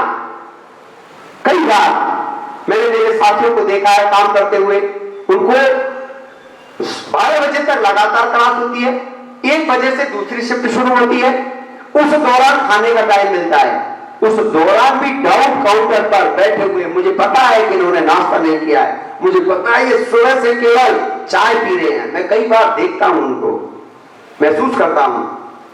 और कई बार तो ये कुछ बच्चे डाउट में 1 बजे तक रुक जाते हैं और 1:10 पर दोबारा शुरू हो जाती है। सुबह से शाम तक कई बार कई लोगों ने केवल चाय के सहारे शाम को 6:30 बजे आए हैं। कितना समर्पण भाव कोई इंस्टीट्यूट में ऐसा दे सकता होगा? तो बच्चों के लिए निश्चित रूप से यह इंस्टीट्यूट स्वर्ग है। मैं जब अन्य संस्थाओं से, मेरे काम करने वाले सहयोगियों की डीएस साइंस एकेडमी से तुलना करूं, तो अन्य संस्थाओं में एक सहयोगी को एक कर्मचारी के तौर पर देखा जाता है, उसको बॉस जो है बॉस की तरह ट्रीट करता है, उसको आदेशात्मक उसके साथ रहता है। मैं उसके परिवार का सदस्य नहीं मानता, वो उसको एक कर्मचारी मानता है, उसकी मजबूरी का फायदा उठाने के लिए तैयार रहता है, उसके साथ पूरी ईमानदारी से उसके भविष्य को नहीं देखता। जब संस्था ग्रोथ करती है तो उसके साथ उसकी वह ग्रोथ नहीं देता जो दी जानी चाहिए, जबकि वह कर्मचारी उस संस्था के लिए अपने पूरे समर्पित भाव से काम करता है। इसके बावजूद भी संस्थाओं के डायरेक्टर उनके साथ वैसा बर्ताव नहीं करते जैसा एक परिवार जिनके साथ किया जाना चाहिए। ऐसा नहीं है कि मैं मेरे साथियों को डांटता नहीं हूं, ऐसा बिल्कुल नहीं है, मैं लड़ता नहीं हूं, ऐसा भी नहीं है, लेकिन इसके पीछे जो भाव छुपा होता है वो केवल उस व्यक्ति का हित के लिए छुपा होता है कि ये मेरे सपने को अपना सपना समझ करके जिए, कुछ गलती कर रहा हो मैं उसको खूब डांट देता हूं, और कई बार तो मैं ऐसे शब्दों का भी प्रयोग कर देता हूं जो दुनिया में कोई डायरेक्टर नहीं करता होगा उसके लिए। इसके बावजूद भी वो जानते हैं कि सर ने निर्मल हृदय से मुझे डांटा है, और वह उन सब कही हुई बातों का ध्यान न रखते हुए, और मैं भी केवल उनके भले के लिए कि इसमें ये थोड़ा सा सुधार हो जाएगा तो ये एक अच्छा इंसान बनकर निकलेगा और इस संस्था को और अपनी न केवल अपनी उन्नति को बल्कि इस पूरे परिवार को एक बहुत लंबी और ऊंची हाइट देगा। वो मुझे कभी इस तरह से मेरे डांटने को कभी उन्होंने अन्यथा नहीं लिया। कर्मचारियों के हित में यह संस्था हमेशा से रही है, उनकी प्रोग्रेस को लेकर के हो, उनके दुख सुख किसी भी काल परिस्थिति हो। अगर मैं कोरोना काल की बातों को यहाँ बताने लगूं तो घंटों बीत जाएंगे, लेकिन मैं बहुत संक्षेप में इस चीज को कहता हूं। उस कोरोना काल में बच्चों की पढ़ाई को लेकर के हो, स्टाफ के वेतन को लेकर के हो, उनकी सुख सुविधाओं का ध्यान रखने के लेकर के हो, संस्था उनके साथ खड़ी रही। और हिंदुस्तान में कई ऐसे डायरेक्टर मौजूद हैं जिन्होंने न केवल अपनी टीम को हटा दिया, अपनी टीम को हरा दिया, उनके साथ न्यायपूर्ण नहीं रहे। अरे कम से कम वो महान डायरेक्टर्स को ये चाहिए था कि जब संकट का समय है उस पैसे का क्या करोगे आप, जब वो पैसा आपके साथियों के काम नहीं आया, मुसीबत में काम नहीं आया। उन लोगों ने उनको हटा दिया। और उन परिस्थितियों में जब मेरे पास देश दुनिया भर से फोन आते थे, टीचर्स कहते थे सर इंस्टीट्यूट ज्वाइन करना है, और सक्षम आदमी लगे तो हमने जोड़ा भी। तो आज वो संस्थाएं जिन्होंने उस कोरोना काल में अपने सहयोगियों का साथ नहीं दिया, उनके दुख सुख में खड़ी नहीं रही, आज उन संस्थाओं की अच्छी स्थिति नहीं है। आज वो अच्छे टीचर्स के लिए परेशान है। मैं कई ऐसी संस्थाओं को हिंदुस्तान में जानता हूं कि आज भी वो अच्छी स्थिति में नहीं है, अच्छे टीचर्स उनसे जुड़ना नहीं चाह रहे हैं। उन्होंने उनकी मजबूरियों का फायदा उठाया, उनको कईयों को शिफ्टिंग बेस रखा, कईयों को फ्री कर दिया, कईयों की 10% तनख्वाह दी, कईयों को दी नहीं। ऐसे वक्त में जरूरी होता है एक डायरेक्टर का अपने सहयोगियों के साथ, अपनी टीम के साथ, अपने परिवार के साथ ईमानदारी से खड़ा होना। न करे भगवान कभी ऐसा वक्त दोबारा कभी आए और कभी ऐसे लोगों का चेहरा दोबारा से देखने को मिले। ऐसी बहुत कम हिंदुस्तान में संस्थाएं थी जो अपने कर्मचारियों के लिए ईमानदार पूर्ण रही, न्यायपूर्ण रही। और मैं इस फक्र के साथ, फकीर होते हुए भी इस ईमानदारी के साथ, मेरे कर्मचारियों के साथ पूर्ण निष्ठा के साथ, 2 रोटी मैं खाऊंगा तो 2 रोटी मेरा भाई भी खाएगा, उस भाव से इनके साथ जुटी रही। और उन्होंने भी निराश नहीं किया। उस कोरोना काल में जहां संस्था धराशायी होगी, डीएस साइंस एकेडमी में नए टीचर्स जुड़े, उन्होंने अपनी सेवाएं दी और न केवल उस काल में हमने बच्चों की संख्या को बढ़ाया, बल्कि उस कोरोना काल में हमने नंबर ऑफ इंस्टीट्यूट को भी बढ़ाया, हमने एक्सपेंशन किया। देखो हमारी टीम उस दौरान जब त्राहिमाम मचा हुआ था, जब कोई आदमी, एक आदमी जब किसी आदमी के साथ खड़ा हो जाता है, टीम जब एकजुट होकर के लग जाती है, तो ये सब एनलार्जमेंट जो हुआ है वह वही कोरोना काल में आपके द्वारा की गई मेहनत है कि हम 3 संस्थाओं को आपके सार्थक प्रयास के रूप में देख पा रहे हैं। मुझे लगता कि कोई डायरेक्टर ऐसा हिंदुस्तान में रहा होगा जिन्हें नए इंस्टीट्यूट कोरोना काल में खरीदे होंगे या नए इंस्टीट्यूटों का एक्सपेंशन किया होगा। ये सब आप लोगों की वजह से हो पाया। मैं सलाम करता हूं आपके जज्बे को और मैं इस मंच से दावे के साथ कह सकता हूं कि आपकी ग्रोथ हो, आपका भविष्य हो, अगर आप सक्षम हैं, अगर आप ईमानदारी से जो है कार्य में निपुण हैं और निपुण नहीं है तो भी निपुण हो सकते हैं। ऐसी कोई चीज नहीं है जिसको तैयार नहीं किया जा सकता है। अगर किसी को कोई लगे कि टॉपिक कोई कमजोर है, कहीं से इसको ऐसा भाव आए कि मैं महानतम शिक्षकों की श्रेणी में नहीं आ रहा हूं कुछ कमी की वजह से, तो निश्चित रूप से वह उसको दूर करे। और मैं आश्वस्त कर देता हूं कि आपका भविष्य, आपके बच्चों का भविष्य, आपके बच्चों के सपने, इन सबको ये संस्था ध्यान रखेगी। और एक जैसे सरकारी कर्मचारी जो रिटायर होता है 15 साल 20 साल अपनी सेवा देने के बाद जिस हिसाब से वो अपना जीवन जीता है, वही जीवन आप लोगों को मिले, वही। और बल्कि रिटायरमेंट के बाद भी मैं चाहूंगा कि आप लोग किसी न किसी ब्रांच को, किसी न किसी फील्ड को वहीं से ही वर्क फ्रॉम होम करने की स्थिति में हो, बेड में पड़े हुए की स्थिति में भी हो। और अगर आप कोई भी संस्था के लिए सहयोग कर रहे हो तो आपका निरंतर मैं सहयोग लेता रहना चाहूंगा। मैं ऐसे व्यक्तियों को, ऐसी नींव कीटों को कभी मेरे से अलग जुदा नहीं करना चाहूंगा। यही वजह है कि आज डीएस साइंस एकेडमी में हर आदमी, बहुत अच्छे लोग आए यहाँ। किन्हीं कारणवश वो लंबे समय तक नहीं चल पाए, बहुत सारी स्थितियां बनी, बहुत सारी चीजें बनी, लेकिन आज भी जब उनसे मेरी कभी बात होती है तो आज भी वो लोग संस्था के साथ जुड़ने के लिए हमेशा तैयार रहते हैं। और वो कई बार कहते भी हैं, सर आदेश कर देना, मैं फलाने इंस्टीट्यूट को 2 मिनट में छोड़ कर जाऊंगा। लेकिन मैंने ऐसा कभी नहीं किया, क्योंकि मैं जानता हूं कि जब एक आदमी संस्था को अकारण बगैर संस्था को बताए अचानक से छोड़ता है तो संस्था पर कितनी परेशानी आ जाती है, ये मैं बखूबी जानता हूं। ऐसा ना मैंने कभी किया, ना भविष्य में करने की उम्मीद है। लेकिन मैं इतना आश्वस्त कर सकता हूं मेरी टीम को कि उनको कहीं भी किसी भी परिस्थिति में डरने की, हौसला खोने की कतई आवश्यकता नहीं है। वो कर्तव्य निष्ठ भाव से अगर कंधे से कंधा लगा करके मेरे साथ डटे रहे तो ये संस्था आगामी कुछ वर्षों में एक राष्ट्रीय स्तर पर अपना परचम फहराने में सक्षम होगी। और आज आप जो पिलर्स के रूप में मुझे मिले हो, मैं इनको कभी नहीं खोना चाहूंगा। कोई भी जंग हो, कोई भी लड़ाई हो, इसमें तब तक वह जंग, वह लड़ाई या उन परिस्थितियों से मुकाबला नहीं किया जा सकता जब तक उस संस्था के कुछ मूलभूत सिद्धांतों पर वह संस्था काम नहीं कर रही हो। तो मैं आज, चूंकि सभी अपने बचपन के डीएस साइंस इंस्टीट्यूट के, डीएस साइंस एकेडमी के सभी लोग मौजूद हैं, तो मैं डीएस साइंस के सिद्धांतों को आपसे बताना चाहूंगा और चाहूंगा कि इन प्रिंसिपल्स पर हम लोग आगे काम करते रहेंगे। तो इन प्रिंसिपल्स पर जब हम काम करते जाएंगे तो ये संस्था न केवल संस्था ग्रोथ करेगी, संस्था के साथ हम सबका ग्रोथ होगा।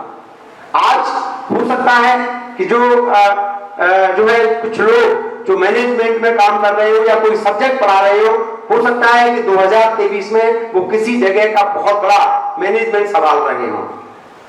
निश्चित रूप से ऐसा होगा और हमारे प्रदीप सर की तो ये इच्छा भी है और आकांक्षा भी है कि 2023 में ऐसा रिजल्ट आएगा, सिंगल डिजिट डबल डिजिट में रैंक आएंगी कि हम हमारे इंस्टीट्यूट का बहुत बड़ा एक्सपेंशन करेंगे निश्चित रूप से।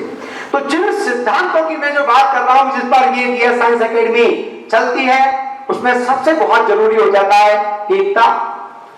दूसरे नंबर पर मैं रखूंगा डिसिप्लिन, अनुशासन, और तीसरा है कार्य निपुणता।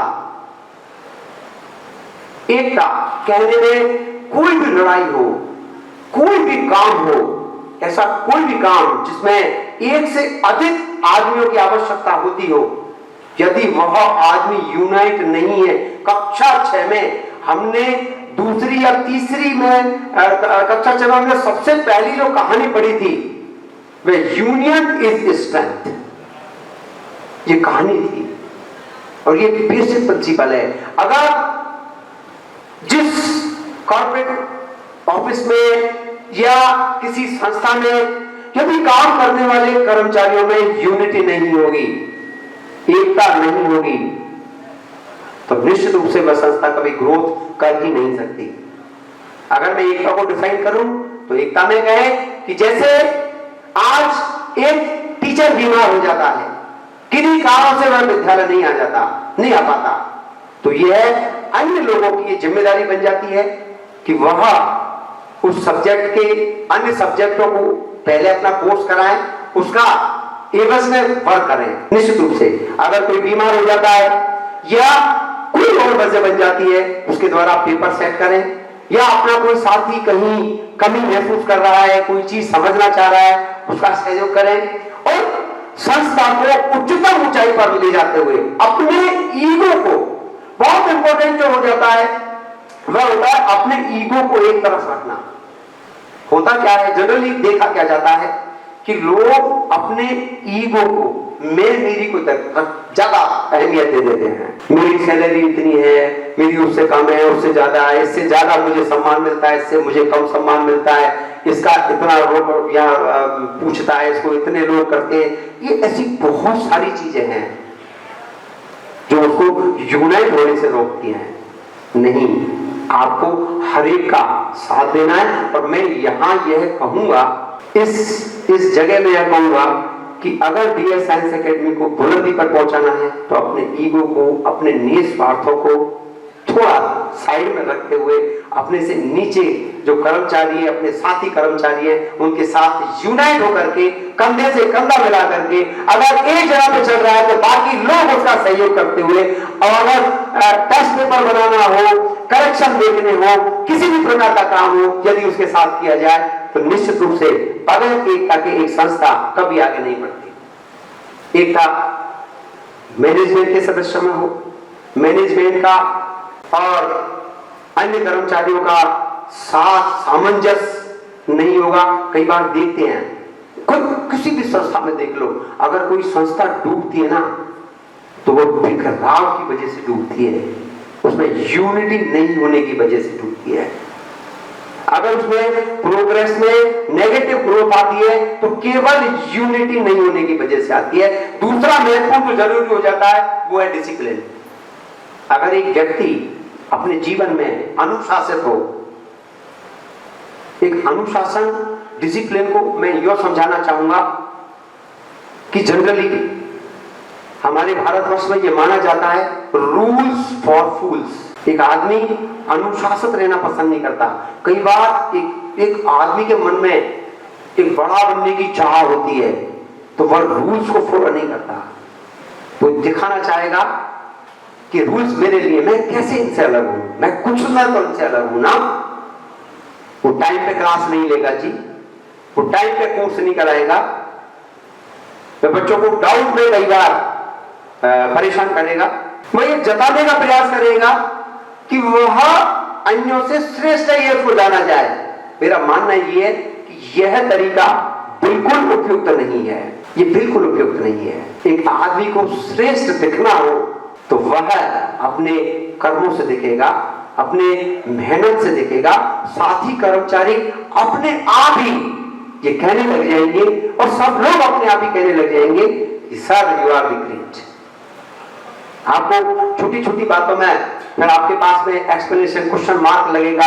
जब आप छोटी छोटी कमी करोगे तो आपके पास क्वेश्चन मार्क लगेगा, आपको जवाब देना होगा, आपका फिर मन नहीं लगेगा, संस्था से वैराग्य उत्पन्न हो जाएगा और चीजें बढ़ती चली जाएंगी। ईगो को साइड में रखते हुए यूनाइट होकर के डिसिप्लिन में आपको काम करना है। तीसरी जो चीज मैं बता रहा था, कार्य की गुणवत्ता।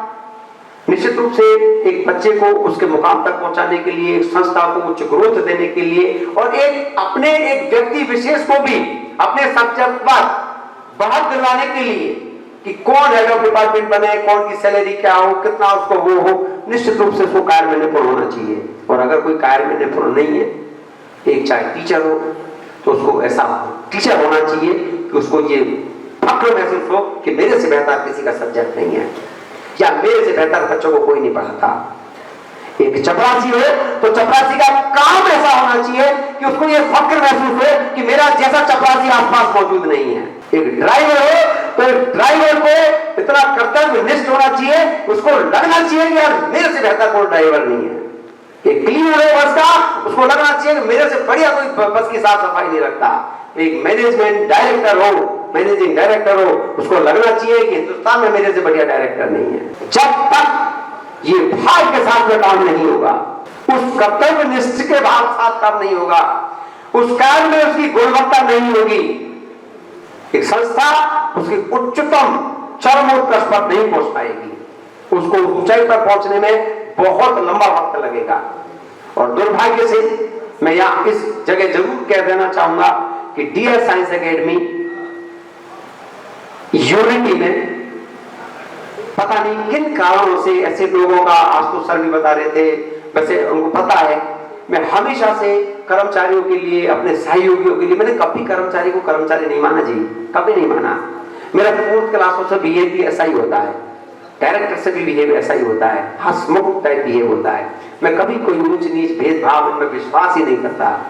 एक व्यक्ति को उसके काम से जाना जाता है। हम लोग एक पवित्र ध्येय के लिए एक सब साथ जुटे हैं और हमारी एकजुटता, पता नहीं मैं इसमें अपने आप को दोषी मानता हूं या नियति का जो है शाप मानता हूं कि ऐसे लोग मुझे नहीं मिल पाए जो इस संस्था को 17 वर्ष हो गए जी, ये संस्था हर साल अच्छा रिजल्ट देती आ रही है और उसके बाद खुलने वाली संस्थाएं कितनी ग्रोथ कर गई, बहुत ग्रोथ कर गई।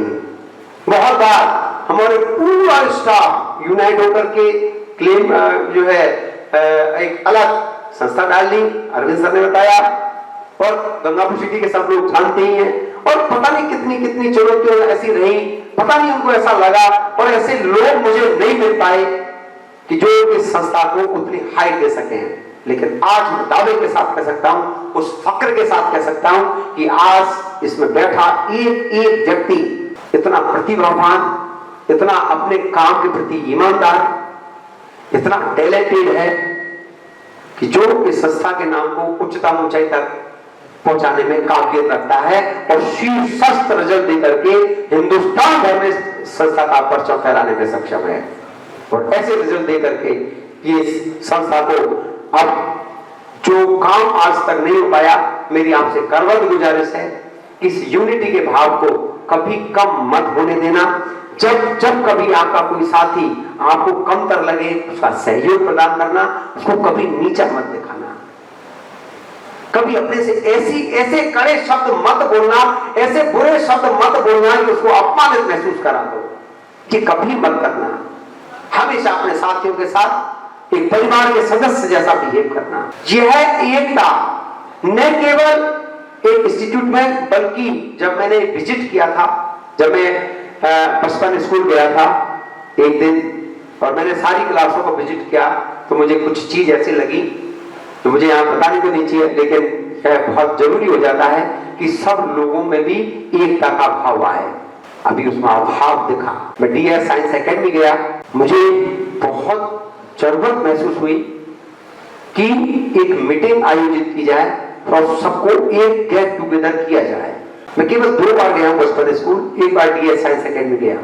आज हमारे लोग, हमारे एक ही संस्था में काम करने वाले लोग अन्य लोगों की कार्य क्षमताओं से परिचित नहीं है, संस्था क्या कर रही है उसके बारे में जानकारी नहीं है, एक दूसरे के क्रियाकलापों के बारे में जानकारी नहीं है, संस्था को किस मुकाम तक हमें पहुंचाना है उसकी जानकारी नहीं है, कैसे इस संस्था के बच्चों को कहां शिफ्ट करना है आगे इसकी जानकारी नहीं है। इसके लिए हमने एक बहुत सुदृढ़ प्लानिंग की है। वो सुदृढ़ प्लानिंग क्या है कि हमने एक बोर्ड ऑफ डायरेक्टर्स बैठाया है। बोर्ड ऑफ डायरेक्टर्स में Shri academic head Shri Ashutosh sir, director Pradeep sir, director Arvind sir और अवधेश सर, 4 व्यक्ति चुने हैं। 5वां मैं हूं। ये कभी भी किसी भी संस्था का इंस्पेक्शन करेंगे, उधर के लोग इधर इंस्पेक्शन करेंगे। ये अवधेश सर अपने साथ भी ले सकते हैं किसी व्यक्ति को। महीने में एक बार, कम से कम एक बार इंस्पेक्शन संस्था का होगा, निश्चित रूप से होगा। और उस संस्था में जो भी पॉजिटिव और जो भी नेगेटिव उसको देखेगा, कम से कम एक बार, कम से कम एक बार वह लिखित में जो है हमारे कमेटी जो है उसको देखेगी और यहां आकर के उसमें उनको संबंधित जो हेड ऑफ डायरेक्टर्स है, जो हेड ऑफ इंस्टीट्यूशन उस जगह मौजूद है, उनको बताई जाएगी, वह उसको दुरुस्त करेंगे। और उस दौरान हेड ऑफ इंस्टीट्यूशन का वहां उपस्थित होना अति आवश्यक होगा। चाहे वो छुट्टी पे है तो उस वक्त उनको आना पड़ेगा। ये सडन होगा, किसी भी दिन हो सकता है। इसका उद्देश्य केवल यही है कि हम निरंतर सुधार करते जाएं। हमें देखो, कई बार जब हम एक जगह के डायरेक्टरशिप कर रहे होते हैं तो हम सब चीजों को ये मान के चलते हैं कि सब कुछ ठीक चल रहा होगा। जब एक आदमी कोई एक वर्क को कर रहा होता है तो उसको ऐसा लगता है कि वो अपना बेस्ट कर रहा है, लेकिन जब कोई दूसरा व्यक्ति निरपेक्ष भाव से उसको देखता है तो उसको लगता है कि यार इस जगह इसको थोड़ा सा इसमें कमी है, इसको ऐसे कर दिया जाए तो ये सुधार आ सकता है। केवल इन्हीं सुधारों के लिए, कार्य की गुणवत्ता के लिए, यूनिटी के लिए और डिसिप्लिन के लिए एक बोर्ड ऑफ डायरेक्टर्स का गठन किया गया है, जो निश्चित रूप से इसके गठन के पश्चात आगामी जो अपन की परिणाम है, इसके जो उद्देश्य हैं उनकी पूर्ति होगी और एक संस्था एक अच्छी संस्था के रूप में, एक अनुशासित संस्था के रूप में, एक डिसिप्लिन संस्था के रूप में जानी जाएगी, जहां क्वालिटी एजुकेशन के साथ में एक अनुशासन भी होगा और जिसका एक भाव भी होगा। यहां जितने भी लोग काम कर रहे हैं, आज इस मंच से मुझे ये बताते हुए बहुत हर्ष और गौरव की अनुभूति हो रही है कि संस्था ने कुछ सम्मान, आगामी वर्षों में कुछ सम्मान देने का, सम्मान के साथ कैश राशि देने का एक प्रोग्राम रखा है, जिसमें बेस्ट डिसिप्लिन हो, बेस्ट टीचर हो, बेस्ट मैनेजमेंट वाला हो, बेस्ट पेपर सेटर हो, ये दिया जाए। जो व्यक्ति 4 साल काम कर चुके हैं, 7 साल काम कर चुके हैं, 10 साल काम कर चुके हैं या 15 साल काम कर चुके हैं, उनको सम्मानित किया जाए। ऐसी इसके अगर पॉजिटिव्स देखें अपन तो इसके बहुत पॉजिटिव्स होंगे। जो लोग अच्छा काम कर रहे हैं उनको प्रोत्साहन मिलेगा, वो एक अवार्ड, एक से अधिक अवार्ड जीतेंगे। जो लोग किन्हीं कारणों से इसमें नहीं आ पाए हैं वो प्रोत्साहित होंगे कि अगली बार हम ये अवार्ड जीते। इस अवार्ड का अभी प्रारंभिक रूपरेखा हम लोगों ने कल बनाई थी। मैं चाहूंगा कि हमारे हेड ऑफ डिपार्टमेंट जो है एचओडीज मिलकर के इसकी पूरी खाका तैयार करें, कितने अवार्ड हमको किस किस फील्ड में देने हैं और उसके साथ में कितनी कैश राशि हमको देनी है, वो जो बना करके ले आएंगे। बस मुझे तो उस पर सिग्नेचर करना है, ये उनका काम है, ताकि एक संस्था में काम करने वाला व्यक्ति उस सम्मान को प्राप्त कर सके। और जब तक यहाँ कभी घर में या कहीं अपने बच्चों को देखा है या उसके जानकारों को जब ड्राइंग रूम में आए तो देखें कि ये 10 अवार्ड इस संस्था के द्वारा इनको मिला हुआ है। तो वह आपकी क्वालिटी का आपका सम्मान और बढ़े, घर पर बढ़े, आपके साथियों के बीच बढ़े, आपके समाज में बढ़े। संस्था हमेशा इसके लिए प्रयास करती रहेगी, आप एक सम्मान्य जीवन जियो। तो इस अवार्ड के पीछे हमारा उद्देश्य यही है कि जो अपनी क्षमताओं से बेहतर काम कर रहे हैं, क्षमताओं के अनुरूप काम कर रहे हैं, और जो लोग नहीं कर पाए हैं, जो लोग उस अवार्ड को नहीं जीत पाए हैं, नेक्स्ट टाइम उनको ये जो है एहसास रहे कि अब मुझे और बेटर करके देना है। तो निश्चित रूप से इस दिशा में मैं हेड ऑफ डिपार्टमेंट से आग्रह करूंगा कि वो संस्था में जितने भी अवार्ड दिए जाने हैं मैनेजमेंट संबंधी, टीचरों को जो भी 4 साल 7 साल 10 साल 15 साल पूरे होने पर, लेकिन मैं इसमें एक बात जरूर ध्यान रखूंगा कि कई लोग यार 10 15 साल से काम कर रहे हैं, जिस दिन से संस्था के लिए 4 आदमी तो काम कर रहे हैं, ये 22 तारीख आज से गिना जाएगा, आज से ये गिना जाएगा, नहीं तो इसी साल अपन को अवार्ड फंक्शन रखना पड़ जाएगा। मैं चाहता हूं कि अवार्ड फंक्शन अगले साल से हो। संस्था जिन परिस्थितियों से अभी गुजरी है उसमें हम चाहेंगे कि अवार्ड फंक्शन अगले साल से हो। तो मेरी रिक्वेस्ट रहेगी कि ऐसा हो।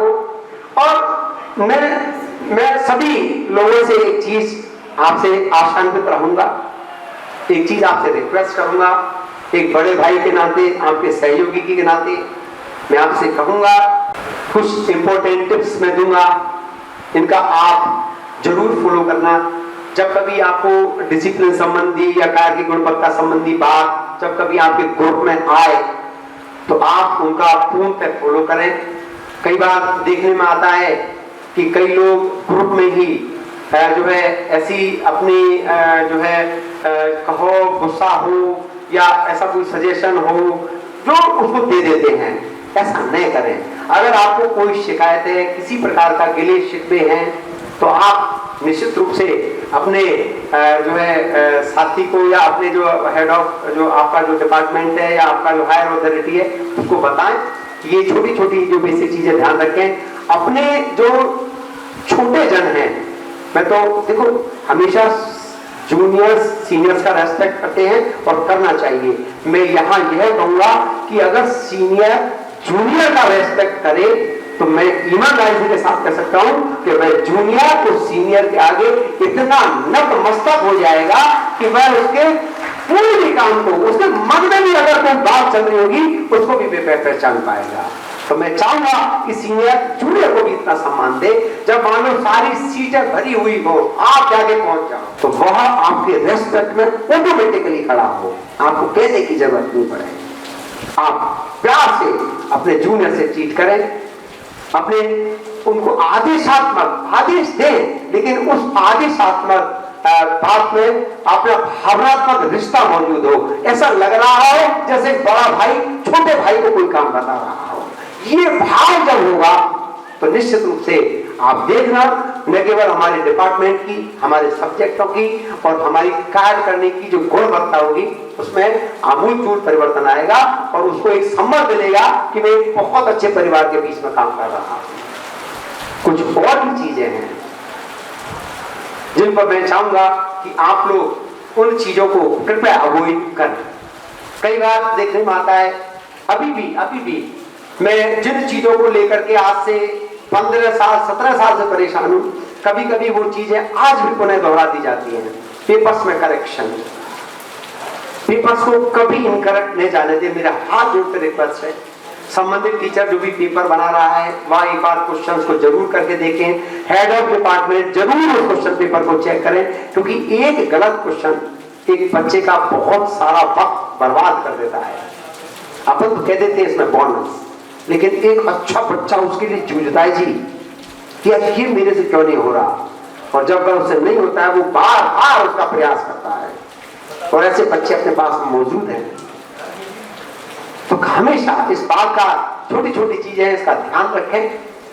तो निश्चित रूप से इस संस्था को, और जब तक आपका संस्था, जब आप इस संस्था के इंटीग्रल पार्ट हो, आप खुद ये समझो कि I am DS science academy, I am बचपन स्कूल, आई एम इंस्टीट्यूट। आप में ये भाव होना चाहिए, मुझे साइड रख दो, मैं आपके लिए मुझे कोई जरूरत नहीं है मैं जाऊं कोई मुझे नमस्कार करे, मुझे कोई आवश्यकता नहीं है मैं जाऊं कोई खड़ा हो। मुझे कई बार कहता हूं मेरे लिए क्यों कर रहे हो यार, वी ऑल आर टुगेदर। मैं कभी नहीं चाहता कि कोई मुझे नमस्कार करे, बल्कि मैं कभी तो मैं मतलब चलो इस बात को यहाँ उपयुक्त नहीं है, लेकिन मैं इतना जरूर कहता हूं कि आप अपने कार्य के प्रति पूर्ण ईमानदार रहें। आपको जिस विधा के लिए जाना जाता है, मैं चाहता हूं जी कि आप ईमानदारी से मेरे बच्चों को पढ़ाएं, आप उसमें कोई कोताही नहीं करें। डीएस साइंस एकेडमी अपनी क्वालिटी एजुकेशन के लिए जाना जाता है। आप यहाँ केवल काम करने की दृष्टि से, अपनी नौकरी पूरी करने की दृष्टि से नौकरी न करें। आपको अगर कोई गिला है, कोई शिकवा है, अगर आपको लगे कि आपका काम करने में आपको यथेष्ट आपका मूल्य नहीं मिल रहा है, आप मेरे से कहें, जरूर कहें कि सर मेरे कार्य का मूल्य नहीं मिल रहा है। लेकिन बच्चों को ईमानदारी से पढ़ाएं। जब एक बच्चा ईमानदारी से उसके साथ लड़े, उसको झिड़के नहीं, उसको प्यार से उसको हतोत्साहित नहीं करें, उसका पूरा ईमान, जैसे एक टीचर, एक गुरु जैसे एक बालक को लिखा होता है ना, ऐसे उनके साथ बिहेव करें। जब वो बच्चा 4 साल बाद, 6 साल बाद, 8 साल बाद जब कभी हमें मिले तो वो ये कह सके और कि संस्था ने मेरे साथ, संस्था ने और आपकी पूरी टीम ने मेरे साथ ईमानदारी से मेहनत की। एक अभिभावक से हम लोग कहते हैं कि यहाँ पूर्ण ईमानदारी के साथ बच्चे के भविष्य को जीते हुए, बच्चे की ईमानदारी के साथ, उसके साथ प्रयास करते हुए उसके साथ जुटे, काम चोरी नहीं करें, कभी ऐसा नहीं करें कि आज कैसे मुझे 6.5 घंटे निकालने हैं। बस आपका एक मिनट ईमानदारी से संस्था के लिए, इस परिवार के लिए, उस बच्चों के भविष्य के लिए डिवोट है। आपका एक सेकंड ईमानदारी से बच्चों के हित में होना चाहिए। मैं चाहता हूं कि जब आप इस भाव से काम करेंगे तो हिंदुस्तान में ये संस्था डेड ऑनेस्ट संस्था के रूप में, एक कर्तव्यनिष्ठ संस्था के रूप में, एक ईमानदार संस्था के रूप में जानी जाएगी। आप सभी का बहुत बहुत धन्यवाद।